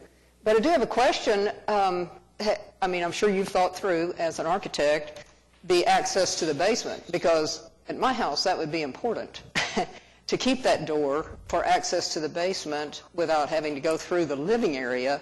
And I don't know even whether it's still accessible from the interior of the house. Yeah, well, actually, the intent with the interior is, you know, basements are typically used as storage. So we're actually enhancing the entrance down into the basement and turning that into an actual usable room that Scott can use for practice and things like that. And so that access to the basement will be better from the inside than from the outside. Well, I will move. Oh, I'm sorry. Am I jumping ahead? Is everybody else? Any other questions or comments on those initial items that staff had recommended approval? Okay, all right, go for it. Okay, well, I will move to turn myself off. I will move to approve HPCA 16-00140, items 4, 2, 7, and 8, with the specific finding on item 1, as stated in the staff report, and the specific findings with regard to 2, 7, and 8, as related in the staff report. Item 4, you said item 1. Did you mean? Oh, I'm sorry, I do mean item 4. Thank you very much. 2, 4, 7, and 8. Yeah. With the specific findings listed for each of those in the staff report. Okay, very good. Second. It was close. All right. I have a motion from Suzanne Broadbent, second from Neela Crank Clements. All in favor, please say aye. Aye. Opposed? All right, those items are approved. Let's talk about items 6 and 9. Staff had recommended continuance on those. Correct. So item 6 is make sure I got my numbers correct, is the west elevation. This is a corner house. Might flip around to that image. If it's in there. It's in our application, certainly. Well, you can kind of see it there. There. All right. It's that set of windows, and you see the wood siding. Originally, all evidence, I think staff's report agrees with that. This was probably originally maybe non-existent, or doesn't appear to have showed up within Sanborn until the 1949 map, and at that time it was not enclosed. So sometime after that, this was enclosed, so it's arguably a non-historic feature of the house. As part of the reward or silver lining, if you will, of having your house burned down, or wanting to do some improvements on the inside, and part of this room would become more usable on the inside of the house without the window, and we think it will actually look more better without the window. It's subjective of whether it's character or not. Our intent would be to cover it with the exact same siding that is there now, so in essence goes into the background and does not enhance the non-historic addition. So, thoughts on that?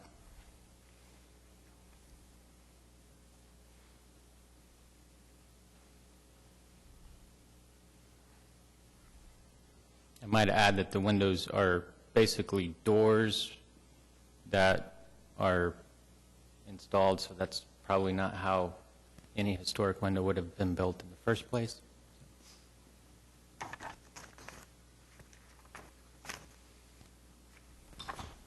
And being on the west side of the house, they face out toward McKinley Avenue, is that right? Correct. Okay.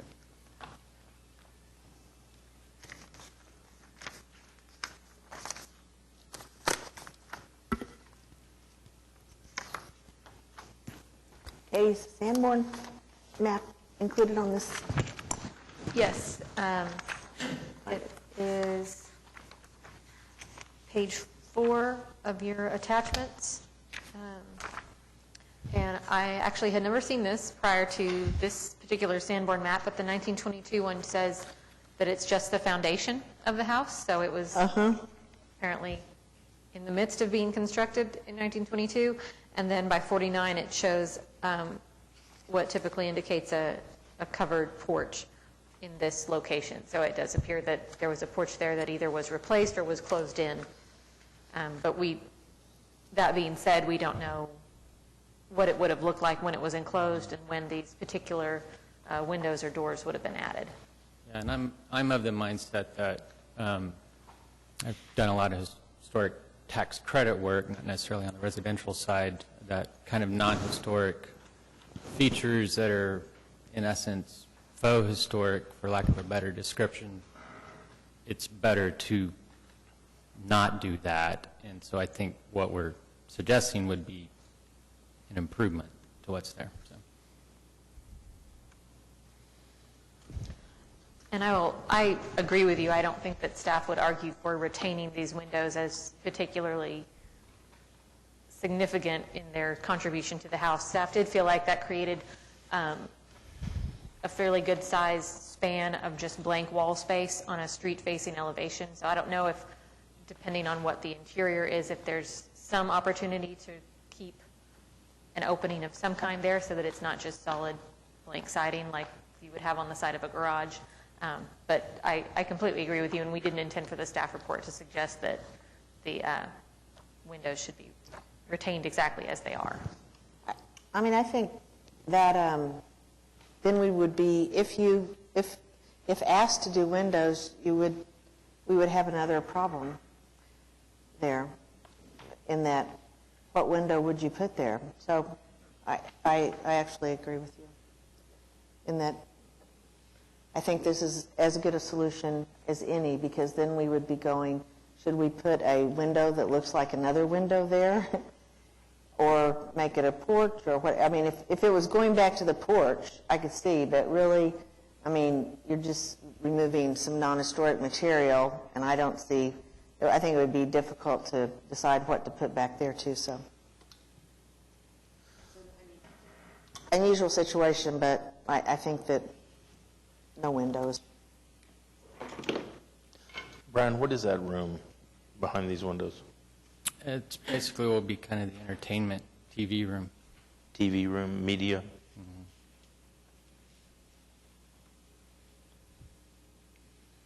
I'm not sure I've ever seen a door used as a window like that. You saw it some in the 80s. Do you know how wide those are? They're roughly 24? They're right around 24, right?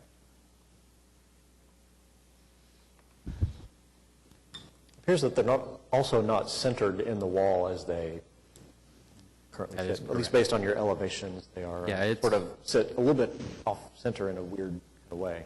That's a little bit off in every direction. The window sills don't align with the other windows. There's just enough off that they're more peculiar than anything. And does this part of the house have a flat roof on it? Is that what I saw in the It's a elevation? low slope roof. It's probably a 1 to 4 at best. Reads as flat or nearly flat? Yeah, it reads as flat. Okay.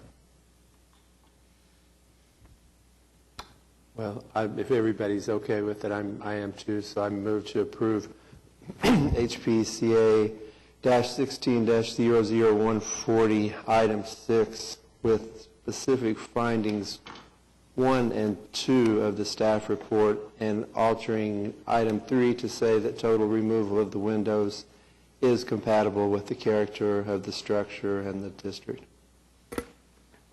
Second.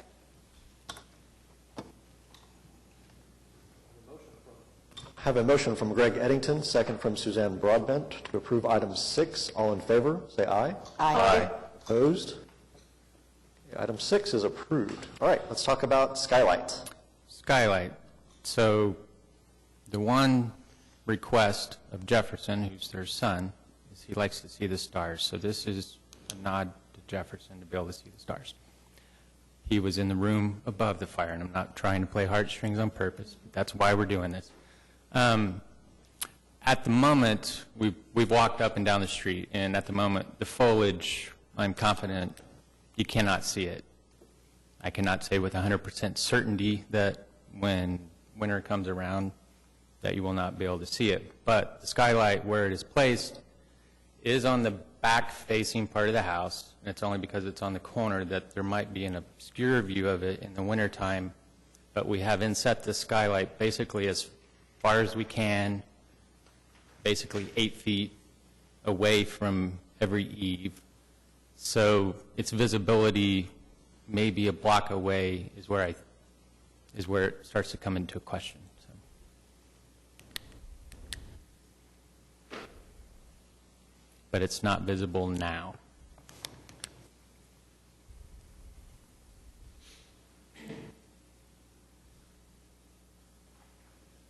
Would it be a skylight that could be opened, or is it a... It'd be closed. It would be always closed? Yeah. Because we had one for egress in Mesta Park one time, I remember, but there was no other window there. It was for safety factor. Right. Your second way out of the bedroom. Yeah. Was, right. Through the It was the skylight. only way out of that one because it Well, was an attic. other than out the door and down the stairs. Or Right. whatever. Right. Yeah. Yeah, and the skylight proposed is basically a kind of nondescript, on purpose, color-wise will blend in with the roofing, and it's a low profile as possible.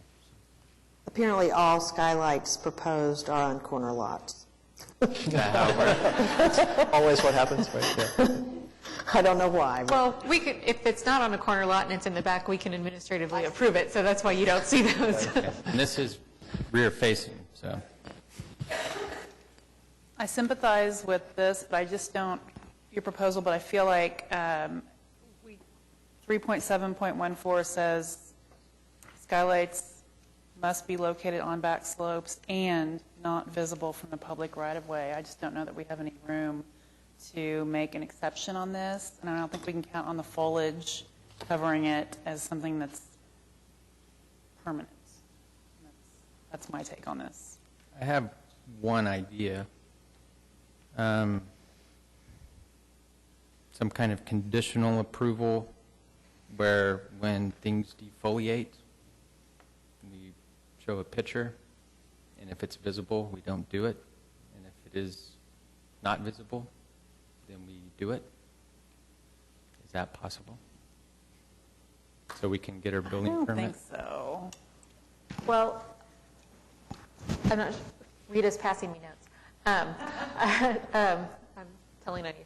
So one thought would be to continue just this item, since everything else has been approved, go out and tape off the location where it would be installed, and then be able to go out in the field and photo document as the leaves come off the trees, hopefully by, even if we continue to the December meeting, that by then maybe we could better evaluate how visible it would be without all the leaves on the trees. And then I think that's probably okay as long as what I opened up with is the procedural idea that this won't hold up getting the building construction permit. Yeah, as long as the permit documents don't show installation of the skylight, there shouldn't be any issue So for with the everything else moment- moving Are you forward. just, are you asking if, when you go get your permit and this item is on continuous, will that hold up the rest? Correct.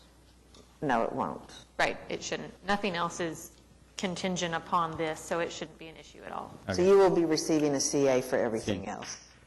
HP is unique because the other, I think he might have some trouble if the skylight is on the plans.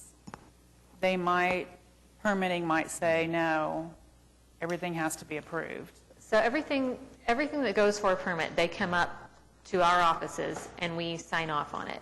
And they will bring it up for us to compare with the CA and write off. Usually with something like this, because this is an isolated feature that nothing else is dependent upon being installed, they're okay with that being either just not shown on your plans and you come back later and it's been added in, or being very clearly marked out okay, as not included. I think we can make that happen. It would appear to me that the visibility of the skylight is mainly going to be from McKinley, driving or walking from the south. About a walk, and that McKinley, interestingly, does not have a sidewalk, so that's curious. But Yeah, well, on so the it'd be west side someone of that. driving, yeah. Uh-huh, yeah.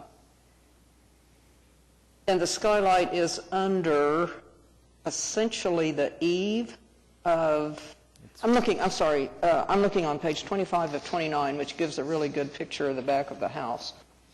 Yeah, so if you had the site plan, which site and roof plan, Okay, well, I'm looking at 25 of 29. You're directing me somewhere else that might be better, or? yeah, I only talk about that one because it shows the actual dimensions of where. Yeah, okay. Right. I So think it's she's, more or less against the edge of that The- upper eave. So, I mean, I think Suzanne is saying what I see also is that it's almost impossible to see from where this picture's been taken. So it's not that visible. So in the end, maybe further documentation is going to show it's very difficult to see. Yeah, and we did show, you have, maybe that's what you're referring to, the page numbers are very little. Well, I'm looking at the pictures myself. Right. And remind me, I looked this up, but I want to make sure I recall it correctly. The skylight was 6 inches, it'll be 6 inches above the roof? I believe about that's right? correct. It may be less than that. Let me verify on the cut sheet.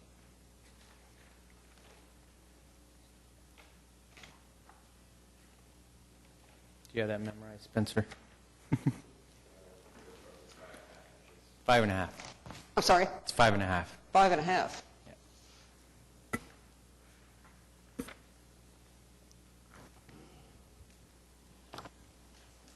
Yeah. And it won't be shiny? Is that going to be shiny metal? No, it's a matte painted aluminum. I mean, we could potentially put a matte film on the glass if that was a condition. Yeah, that was another concern I've heard and read. Yeah, was it going to be reflective glass? Okay, so, I mean, shiny glass, excuse me. Yeah, if that's conditioned to do, I know that's an easy thing to do. We can put a matte film, it's basically an anti-glare glass. You see it all the time in art glass and stuff like that. We could do something like that, and it would minimize any glare.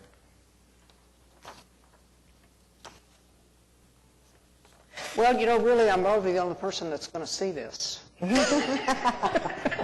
what do you think? Well, no, I don't mean to minimize the concerns about it being on a corner lot and all, but thinking about the only way it really will be visible for anyone other than somebody looking out my second-story window onto their roof is driving up McKinley. People from 36th Street are not going to see this, I don't think, even when the trees are gone, because it's so far back. Yeah, definitely from not the from edge. 36. You will No. never see it. Uh-huh, right. Besides that, they don't slow down enough to see anything. Including small dogs and children. But my concern about it was if it was going to be reflective glass, or reflecting sunlight on that. If we could do a matte covering, We'll and make- it's going to be aluminum, and your roof is gray, you going back with a gray roof, or whenever you? Yes. Yes. Okay.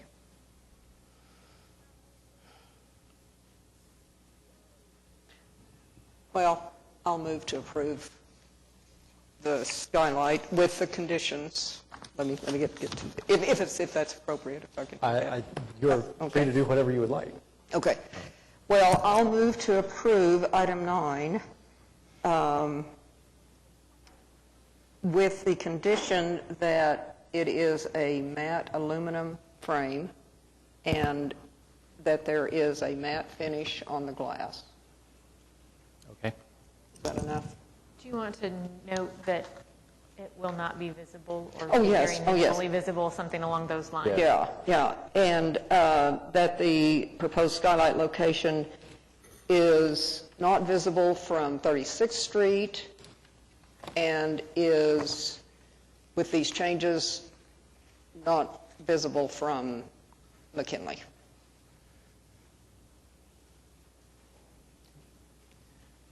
A motion. Second. I have a motion from Suzanne Broadbent and a second from George Massey. All in favor, please say aye. Aye. Opposed? Nay. Do we have a show of hands? All those in favor, please say aye. Opposed? Please raise your hand. All right, very good. Thank you. The item is approved.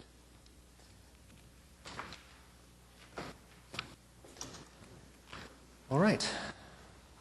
HPCA 16-00142 at 313 Northwest 28th Street, Jefferson Park, Ward 2. Consideration and possible action on application of Quest IRA Incorporated. Lots of other letters. I've written over it, so I'm sorry. For Catherine Miller by Jeffrey Miller for certificate of appropriateness to 4 altar front overhead door opening at garage required.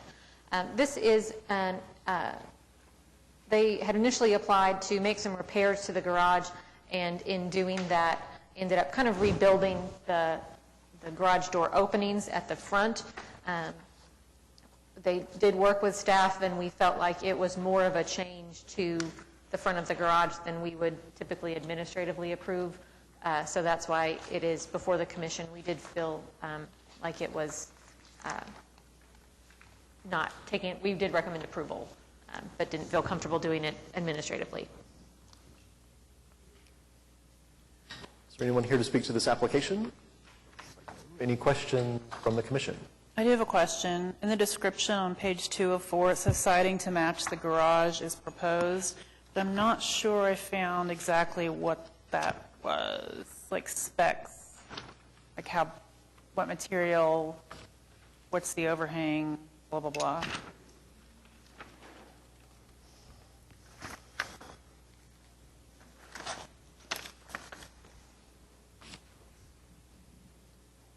I mean, I see the work's already done, but does it exactly match?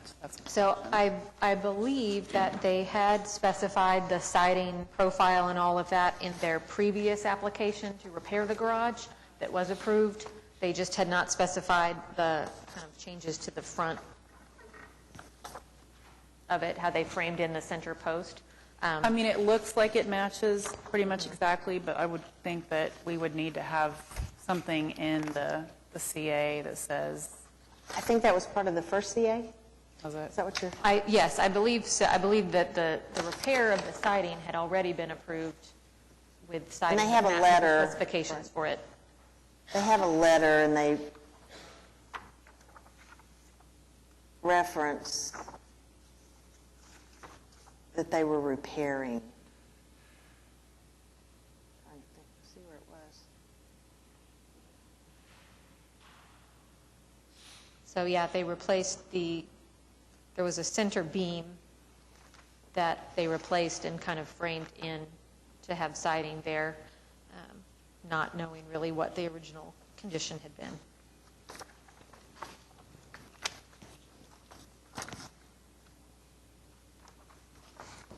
So I'm fairly certain that we have documentation from their previous application. We could, if you're okay with it, I think just for the record, it would be good I think to keep include it. a condition We have that it. specifications for siding Yeah. be included with the CA. I make a motion to approve HPCA 16-00114, item 4, with the specific findings 1, 2, and 3, and also one condition that the siding used that was Siding. specified and approved in the original application be included with this application. Second. All right, have a motion for approval from Mary Jo Meacham, second from Neela Crank Clements. All in favor, please say aye. Aye. Aye. Opposed? That item is approved with condition. And next, Noting that the only applicant that appears to still be present is the last one on our agenda, it might be appropriate to hear them now and not make them sit through the next two if others are. So I'll move HPCA 16-00153 to now. Immediately. We'd like to hear that case now. Is there a second? I second. all right, have a motion from Neela Crank Clements and a second from Mary Jo Meacham to move the item. All in favor, please say aye. Aye. Opposed? All right. Introduce the case. Good afternoon. Thank you for moving us up. We certainly be happy to stay Thank you. if you'd rather talk to ghosts. So, Katie, do you want to introduce HPCA 16-00153? HPCA 16-00153 at 2115 North Dewey Avenue, Mesta Park, Ward 6. Consideration and possible action on application of Carmelita Reeder Shin and Paul Shin by Catherine Montgomery, AIA, of Preservation and Design Studio for Certificate of Appropriateness to 1, remove and replace front porch slab, steps, and stem wall elective, 2, install porch railing elective, 3, remove rear addition and backyard patio elective, 4, construct rear addition elective, 5, construct back concrete stoop and steps elective, 6, replace fence and gate elective, 7, install HVAC on concrete slab elective, and 8, install light fixtures elective. Thank you, Katie. Looks like staff had recommended approval of many items, continuance on the light fixture, and then a denial on the front porch railing. We may want to talk about a little bit more. Yes, I will note that since the staff reports came out, I've spoken some with the applicant, with their architect, about the front porch railing, about the kind of added, the need for the security that the porch railing creates, and how the design of it is intended to not look like it's replicating a historic porch rail. It's not attaching to the porch roof. And definitely feel that I'm a little more convinced to recommend approval of the railing as proposed, but obviously leave that decision to the commission. As am I, because I feel like that this is a addition that is kind of traditionally made, and really it could be removed, but I mean, it's typical even shortly after a house like this is built, just not having a railing. I mean, I think you could find many instances in the neighborhood where just a minimal amount of railing has been applied so you don't step off the porch or to define the porch. So I'm with Katie. I gave it some, I mean, my thoughts were to approve that.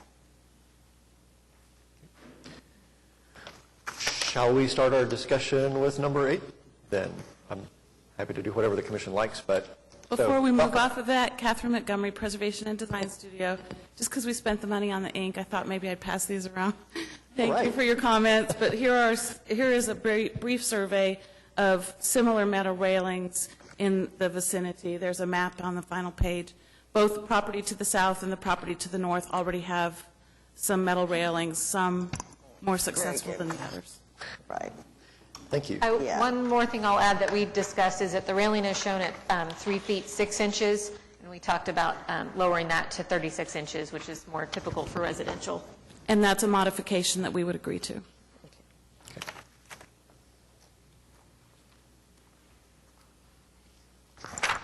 Is the other item that staff was concerned about the lighting? Would you like to speak to that, Catherine?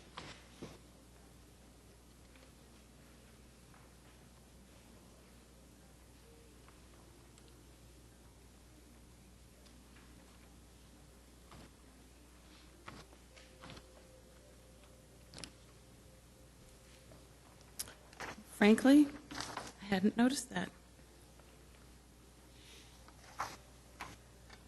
Where is that? The lighting? The lighting, the recommendation to deny lighting? The change in the light fixture on the front porch does have a visible effect on the character of the structure as viewed from the street. What page are you on? So that's on staff report, page 16 of 18. But the installation of the new light fixture on the rear of the house may have no effect on the historic character as viewed from the public right-of-way. So it sounds like there was some question about the fixture that had been selected for the front of the house.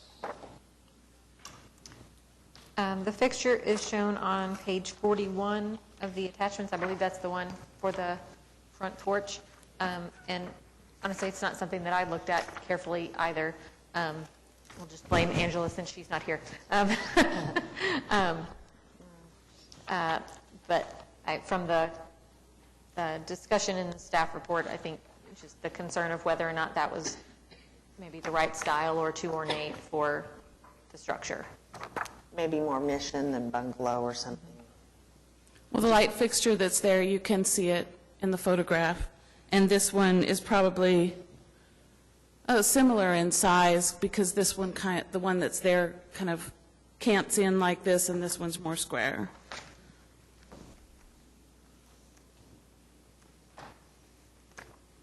We would like them to match the front to the back, but if that's something, I mean, there's also room to choose another one.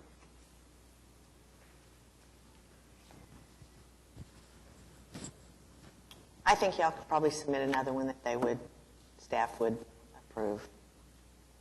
You can approve that? Yep. I mean, that's mine. Yeah, it seems a little out of character for the house. If you're willing to do that, I'll make a motion to approve with that condition. Sure, that's fine. We'll just submit a new light fixture to the staff's approval. I make a motion to approve HPCA 1600153. Staff. So I've got to make changes. Items 3, 5 to approve. Items 3, 5, and 6. And item 4 and item 1 with the specific findings noted by staff in the staff report and the conditions attached to each, and to approve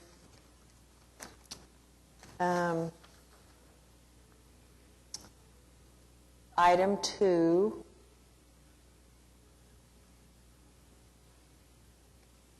with just the specific finding that the height of the, no, I thought you wanted to change the height of the railing? Yes, from 42 inches to 36. Okay. With the condition, well, first I have to say that the proposed work will not have an adverse effect on the historic district of the property. Maybe let's do that one separate. Okay, separate. Okay. Approve item 7 with the specific findings and conditions, and approve, okay, what should I do with item 8? The lights. Okay. Approve item 8 with the specific findings, or no, with the condition that that other light fixtures are submitted to staff for approval. That are more appropriate in the style of the house. That are more appropriate to the style of the house. Okay. Okay, that covers everything but the porch. Have a motion. Second. A second. We kind of swept through a lot of items without really discussing them. I just want to make sure that any of the items we're approving right now, there were no other questions on them. Hearing. I will note that on item 4, the rear additions, the staff report did comment about the mutton pattern on the French doors. And Catherine, you and I did not discuss that. But I'm prepared to discuss it today. Okay. As you notice on the drawings and from the photographs, that there's basically 3 different window styles on the back of the house. There are 2 6/1 windows, there are 2 3/1 windows, and there are 2 1/1 windows. All of the windows, so the 2 1/1 windows will remain where they are located now. One of the 2 3/1 windows will be located to the south of the current addition, and then the 2 6/1 windows will flank the new set of double patio doors. So we had indicated in the drawing a certain look of the muntins, but when you look at the data sheets, the manufacturer's data sheets, we had actually indicated another pattern. So if you look at page 45 of 53, what we showed is the one that's in the big picture, but our grill design as selected was 6 grills. So I guess that would be, it's a little difficult to tell from the data that's provided by the cut sheet, but I think that would end up being 4 in length and 3 across.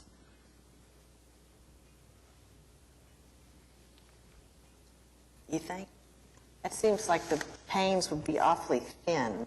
I mean, generally, the panes on the door, are wider than it would make them almost as thin as the window on each side. Well, they could be really little, I guess. Yeah, on page, we don't have a problem changing the grill pattern if somebody wants to do that. I don't know if you, Carmelita or Paul, if you desire to have no grills, if that's an option for you. Okay. Or since there are so many options, maybe it's appropriate to have none. That would be my opinion. To have what?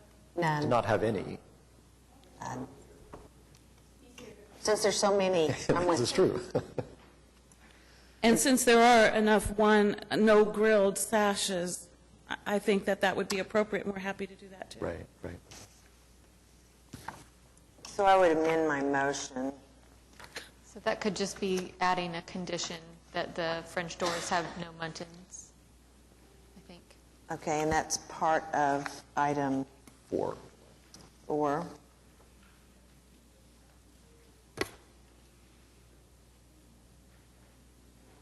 Okay. So under item 4, under conditions, that the windows, I'm looking for the,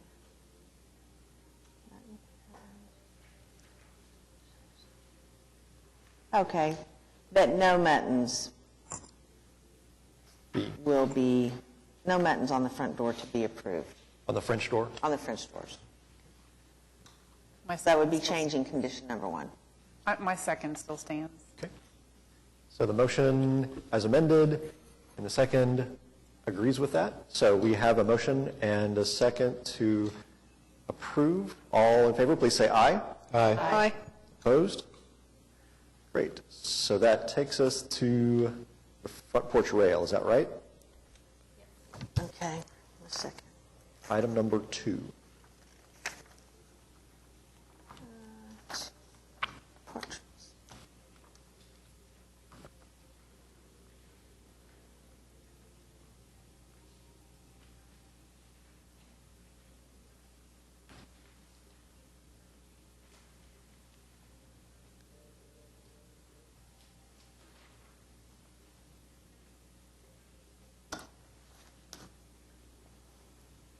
I think I would just like to, with the unique circumstance that they're for safety and can be removed, would that work? Easily reversible Easily reversible. and minimally visible? What? And minimally visible? Minimally Metal. visible. Okay, And it will be changed to 36 inches instead of 42. yes. Okay, so I can't make a motion. I'm going to, I'll make that motion. Second. Good. Right. I have a motion from Mary Jo Meacham and a second from Neela Crank Clements to approve. All in favor, please say aye. Aye. Opposed? Very good. Yes. But the findings were there were 3. For Safety, minimally visible, and easily reversible. Yes. I think that takes care of it. There were no other items in that application, correct? Correct. I think that was everything. Okay. Item number 8, did you make a motion? We did. Oh. With the condition that fixtures that are more appropriate to the style of the house would be submitted to staff pending release of the CA. That motion happened? Yes. Okay. Yes. That was part of motion number 1, I presume. Yes. Okay. Yes, there were a number of that items was- swept into that first motion. So we have, Thank you. Thank you. Thank you. Okay, we'll go back up to number 13, HPCA 16-00145 at 531 Northwest 36 Terrace, Crown Heights, Ward 2. Consideration and possible action on application of Diana Newman Gilchrist for certificate of appropriateness to 1, replace an enlarged driveway elective.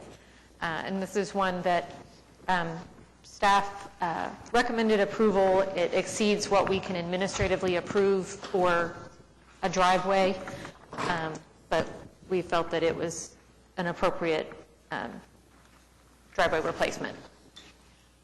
So I read staff's recommendation, but I can't quite come to agreement with that.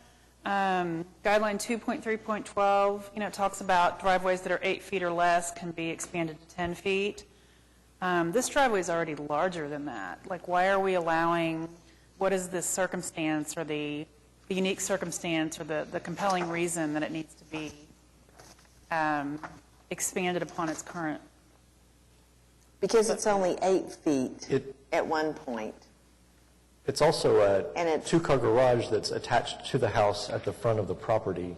So it's more like where we sometimes have a detached garage that's right at a side street or something like that.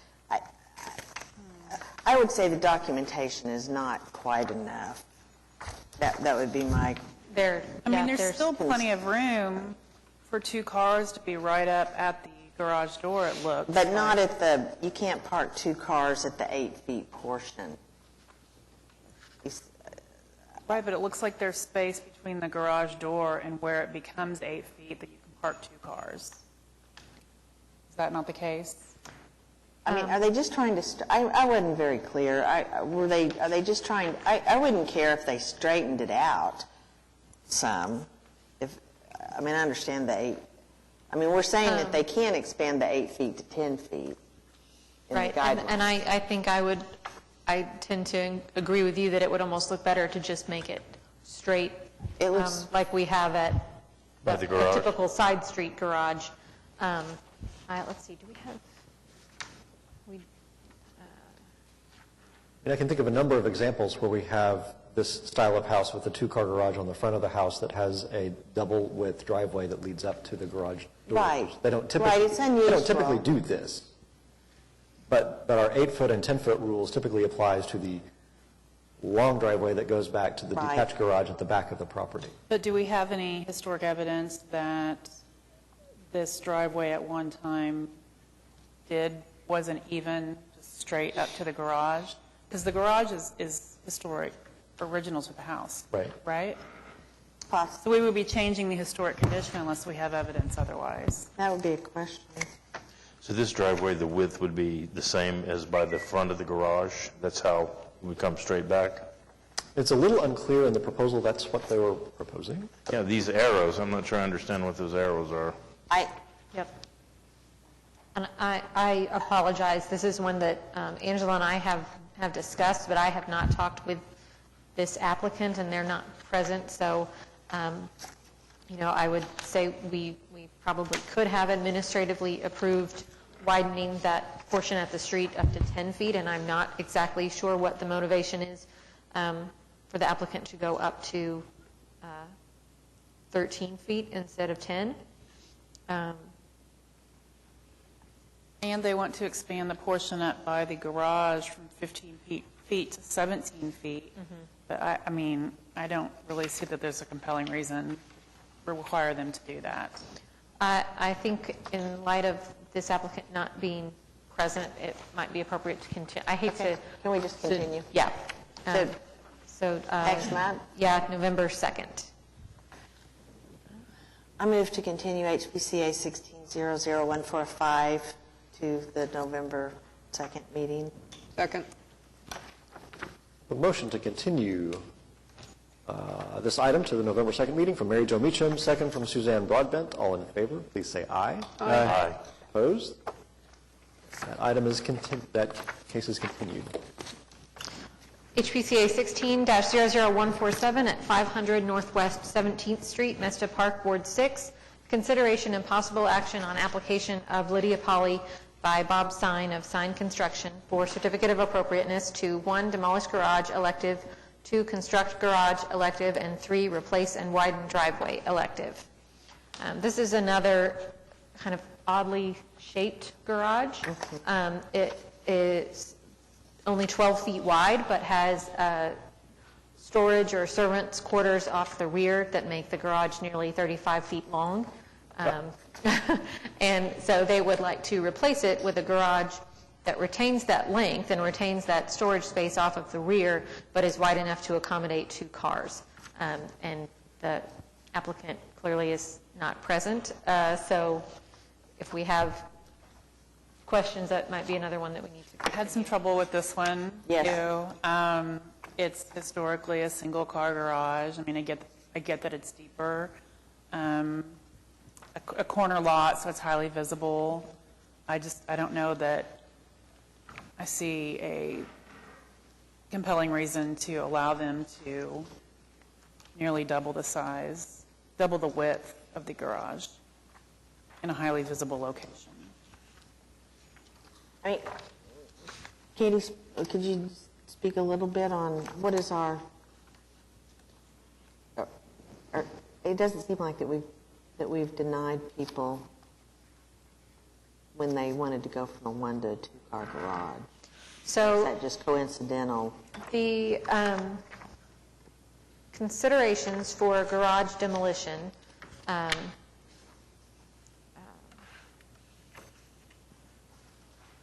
talk about if the structure is not large enough to accommodate a standard size parking space and cannot reasonably be altered to do so.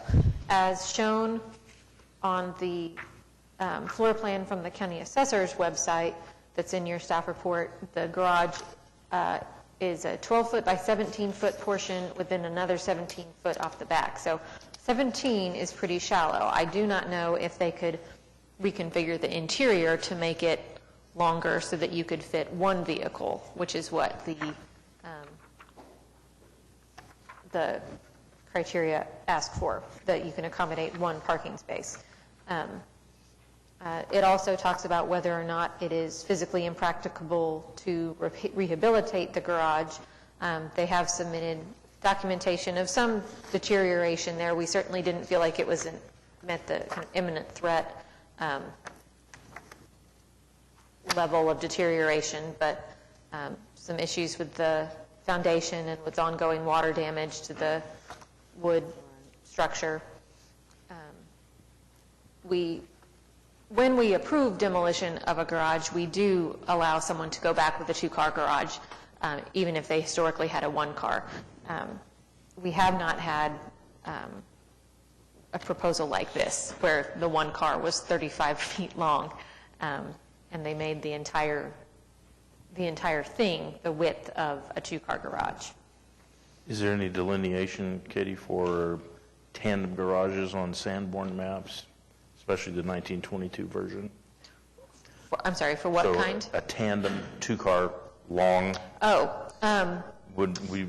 That's kind of prevalent now in some of the newer construction. They have tandem garages. Yeah. Versus a one-car and a quarters. Right. They do typically show when it is. They will sometimes have a line and show a portion that's an auto house and a portion that's a dwelling. So what is this here? So that just says auto house.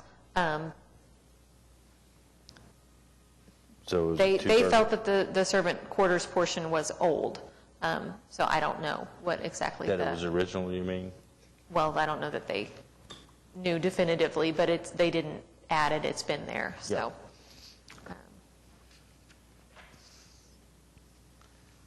I don't know if we view this as it's already a two-car garage if you take the quarters out. And I don't know how feasible that is structurally based on the condition the garage is in, that sort of thing. But maybe we assume that this needs to be continued and we can ask them about the feasibility of making it a tandem garage. Any other comments or observations to pass along? I would suspect there's going to be a significant issue trying to get the garage that they proposed passed. It's so much larger. I don't know if there's, if removal of this garage and a new garage is the answer. I don't know that I see an issue with going back with a two-car garage that meets the guidelines and is... Without quarters? Without quarters, right, yes. It's not like... That's what makes it so big. Right, yeah. Something that were more like our 450 square foot rule, I think. So in my mind, anyway. To go through the thought process that I had trying to evaluate this, I thought it is at a corner lot, and you can see the entire thing from the street right now. So the historic condition that you see is the structure at that 34-foot length. So to tell them not to have that length is actually changing the historic condition. That currently, that's what you see. When you drive up and down this street, you see that length spanning the entire backyard, and that appears to be the historic condition. So I mean, they could along that line, I could see supporting a deeper than normal garage. And obviously, we would generally support going to a two-car garage. I don't know if there would be a way to keep some of that length with some of that storage space on the back in deference to the historic footprint, but maybe have the storage space not be the full width of the garage so that it's not quite so large. They're just the various scenarios that I kind of thought through looking at this one. When we've approved two-car garages with quarters that were demolished and then rebuilt, it was a two-car garage with quarters. Right. So this It's is gone going to back make at the this same whole thing. size. Yeah. I mean, we were talking about a garage today in Shepherd, and the one behind the Swan House. Right, yeah. Was that a single-car garage before they tore No, it? it was always a two-car garage. Oh. Yeah. Oh, because it has the driveway there. Yep. The new one with the little porch on the backside. Yeah. Yes.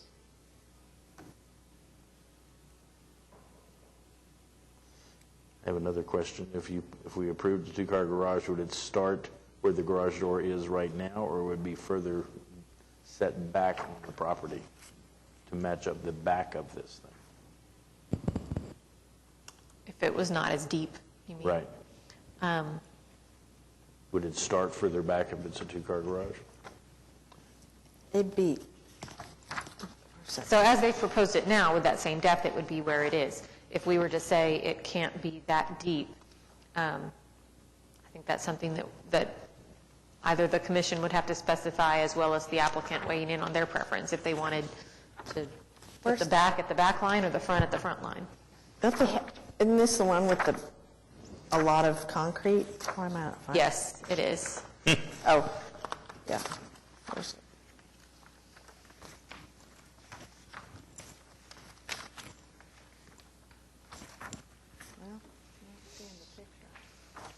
There? Right. Yeah. Isn't that their whole side yard? Yes. That is not addressed by this application. We can tell from aerial photos that it's been done sometime in the last 10 or 12 years. And so we're going to follow up on that. There doesn't appear to have been a CA for it.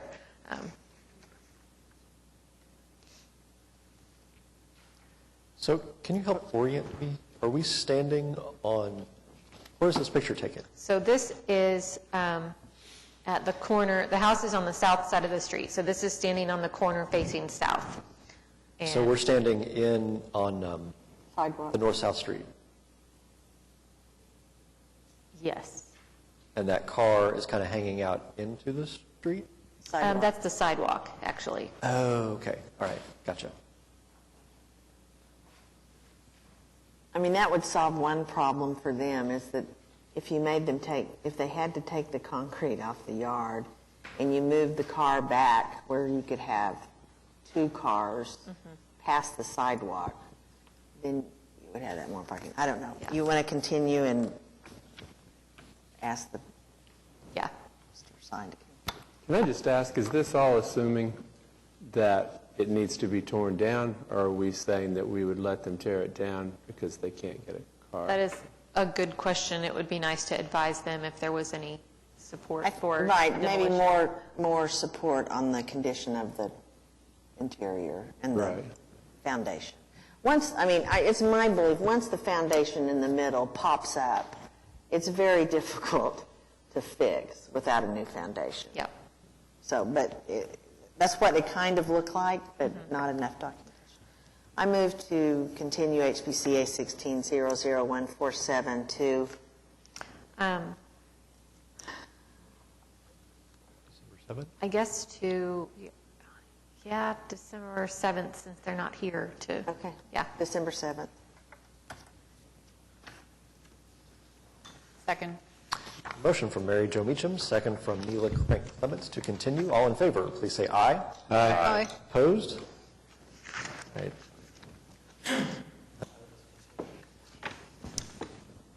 And sorry, we do have one more thing for you to vote on. We have a request for a recommendation from the HP Commission on a proposed SPUD. It's SPUD 00920 at 2425 North Walker, Paseo, Ward 2.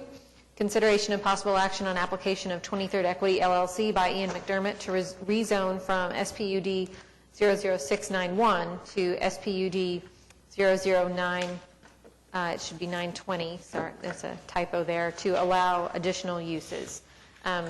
This entire area had an SPUD applied on it, addressing the zoning related to redevelopment of the Pump, Pizzeria Gusto, the Rise, all of those structures at kind of the intersection of 23rd and Walker up to 24th.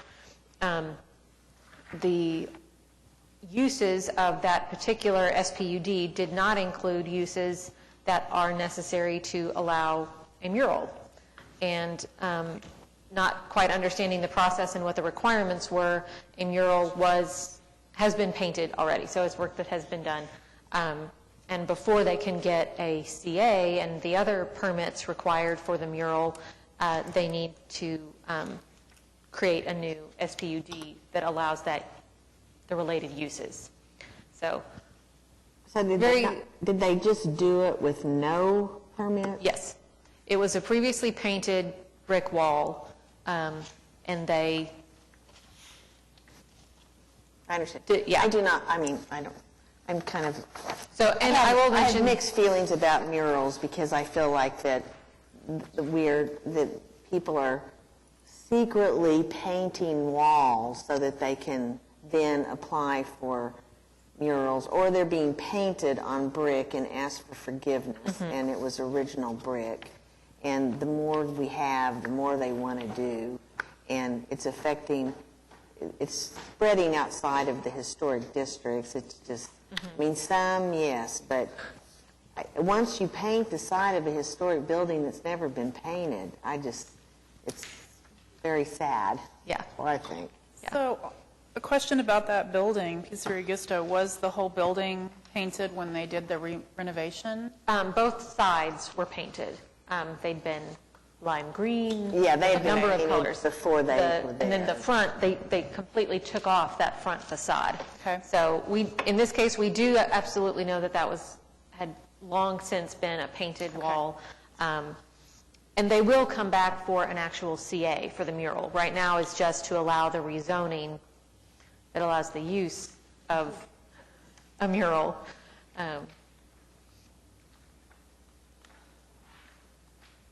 And I agree with you, and I think the city's Arts Commission is equally frustrated that murals have become the hot new thing right now. People are very excited.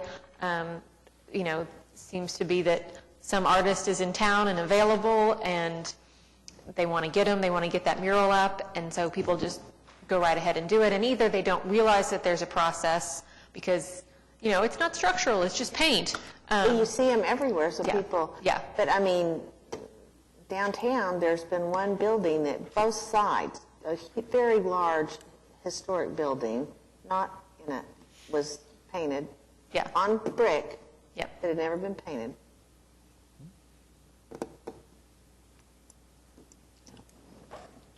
So, this building has been painted many times, and I hear what you're saying about buildings that have not been. So, I mean, I'm inclined to recommend approval to Planning Commission that murals would be allowed on the sides of this building, which is what this request is for that reason.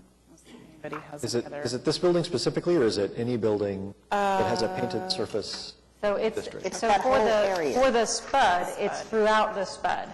So that would be they the can pump Then they would building. still have to come back to get a CA for the ones that are, and this is one that's odd because it overlaps HP and Urban Design Commission. So these buildings would come back to HP Commission, as well as going to Arts Commission for a mural, as well as getting a sign permit.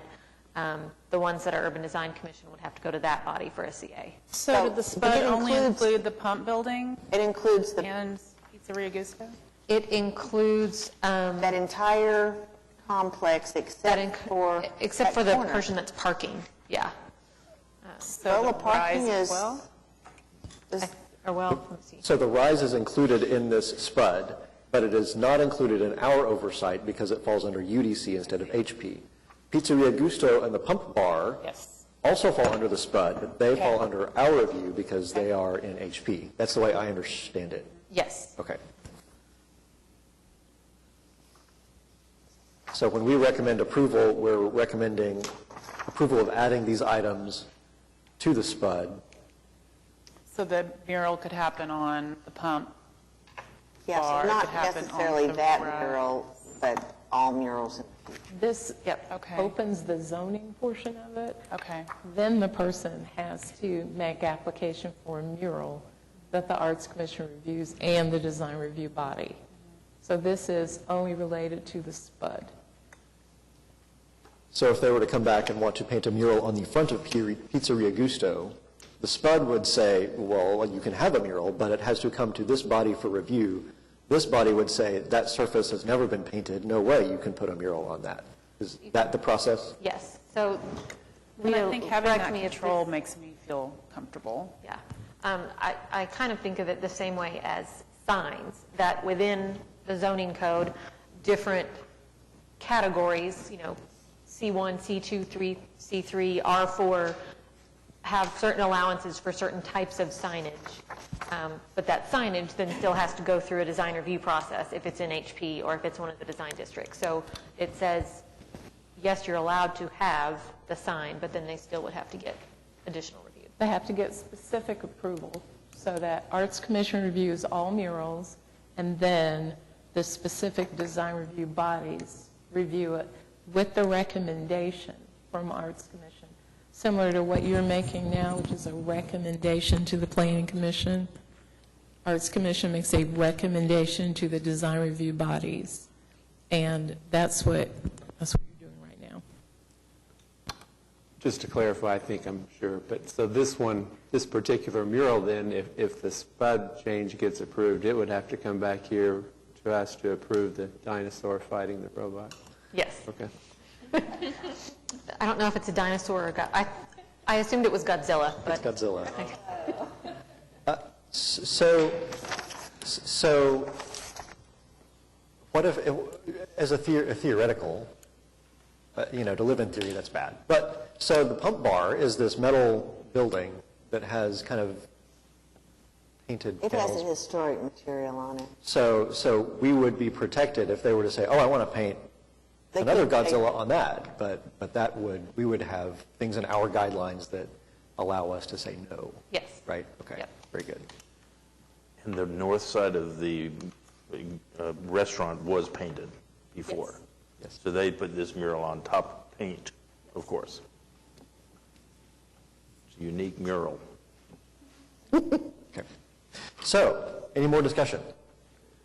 All right, is there a motion for a recommendation? I move to recommend approval to Planning Commission for SPUD 920 with the two specific findings that are listed in the staff report. Second. I have a motion from Neela Crank-Clements and a second from Greg Eddington to recommend approval. All in favor, say aye. Aye. Opposed? All right. That is forwarded. Other business is complete. Communications and reports. Lots of administrative approvals. One, and we can answer, let me know if you have questions about those. I might not be able to answer them at this moment, but we can certainly follow up on that. One, withdrawal. The applicant just didn't ever come back with the necessary documentation for what they'd proposed. And then just an update that our landmark designations for the Milk Bottle Building and the Sieber are making their way through City Council at this point and should both be adopted, I believe, by the end of this month. Our CLG grant that you all authorized applying for has been completed and executed by City Council, and then our recent National Register nominations are also continuing through the process. No items at Board of Adjustment this month. 2 items at the Planning Commission. That's kind of Those are a just yeah, working through the duplicate process. with the Right. Okay. HL landmark designations. Any report from our ad hoc committee to identify potential landmarks this month? I don't think we have anything to report right now. The others are working their way through the process, so that's good. Anything from municipal councilor? Next meeting date, the next regularly scheduled meeting for the Historic Preservation Commission is Wednesday, November 2nd, 2016 at 2:00 p.m. at the Municipal Building, City Council Chamber. New applications for this meeting were received October 4th, yesterday, 2016. New information on projects continued from today's meeting to the upcoming meeting must be submitted to staff by 4 p.m. Tuesday, October 11th, 2016. The next regularly scheduled workshop for the Historic Preservation Commission is Wednesday, December 14th. That's our big joint one, correct? So the big joint workshop is actually Friday, December 9th. So I Okay. might poll all of you via email to see if we want to have our workshop a different day, if that's too many workshops too close together for you, especially getting close to the holidays.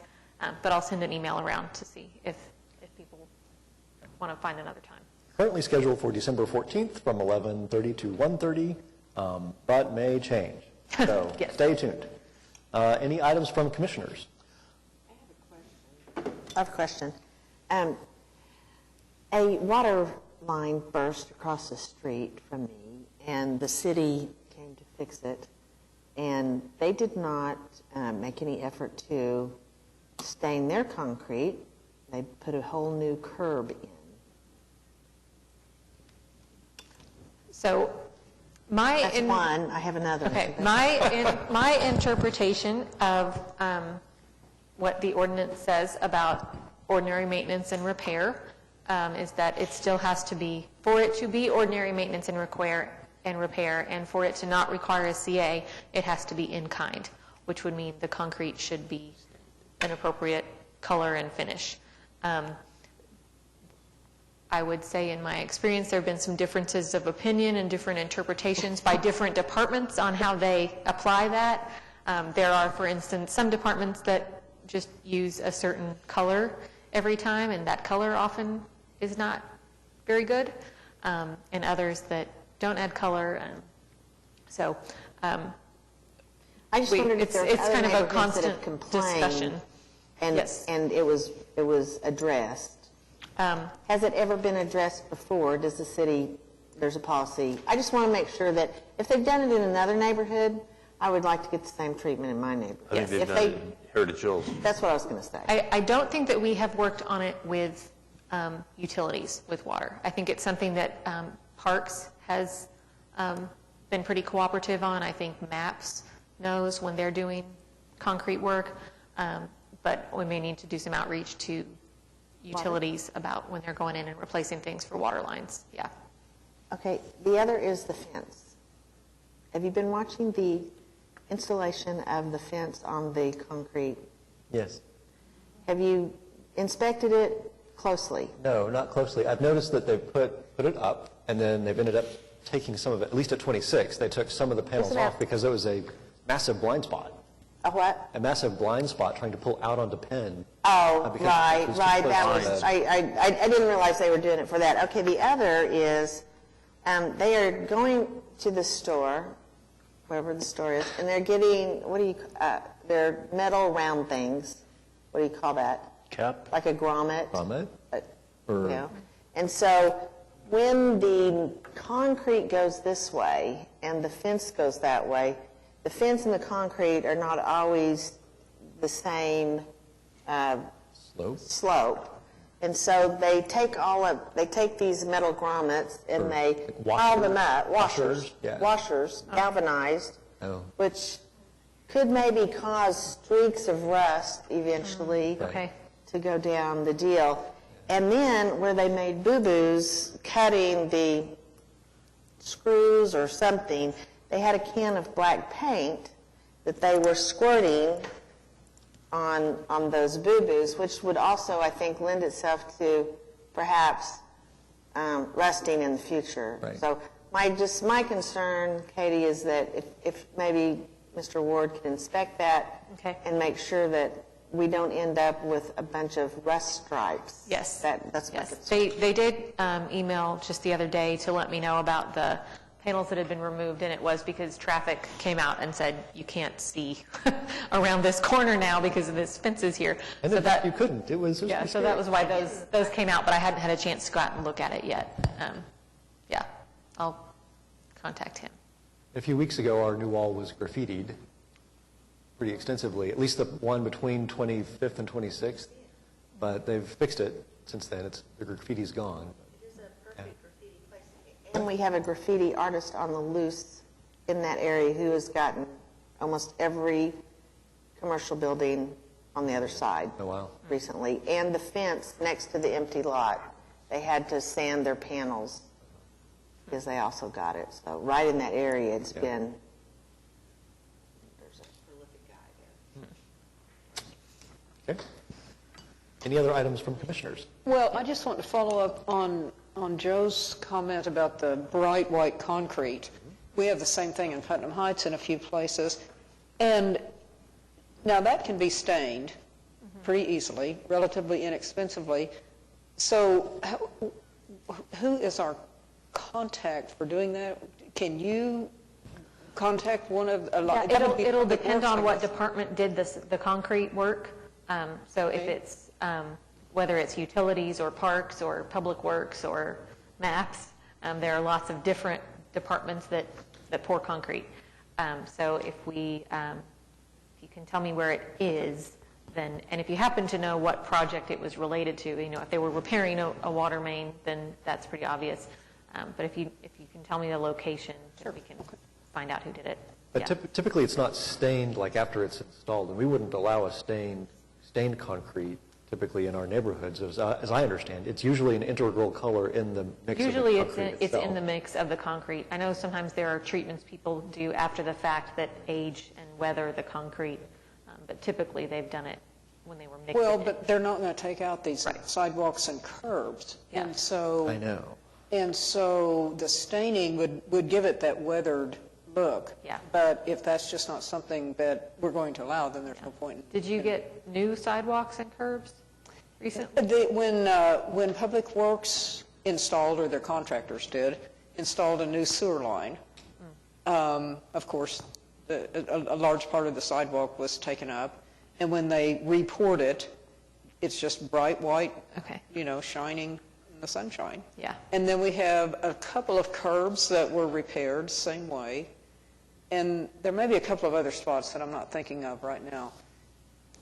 And so, I was just wondering if we could get them weathered. But if that's not something that we allow, I guess there's no point in bringing it up. Or what our options are. Well, we can at least pursue it to find out who did it when it was done, and at the very least let them know, in the future that there is a process. And if it's something that should have had a CA, then that needs to, the city is required to get a CA for work just like any private property owner. So. Right. Any other items from commissioners? Just speaking about the painted wall, and I look at this on our screen here, there's the wall that is not painted. I wonder when it was painted. It is painted. It is painted a red brick color. Yep. So that's just not brick. Yep. Right. Sorry. Just saw that and it made me wonder. Yeah. Sorry. These are dark, kind of rainy day photos. So from before that was done. Any other items from commissioners? Very good. Thank you. Looks like we have no citizens to be heard. With that, let's see. Do I just declare us adjourned? Is that the way this meeting works? Okay, very good. Declare us adjourned.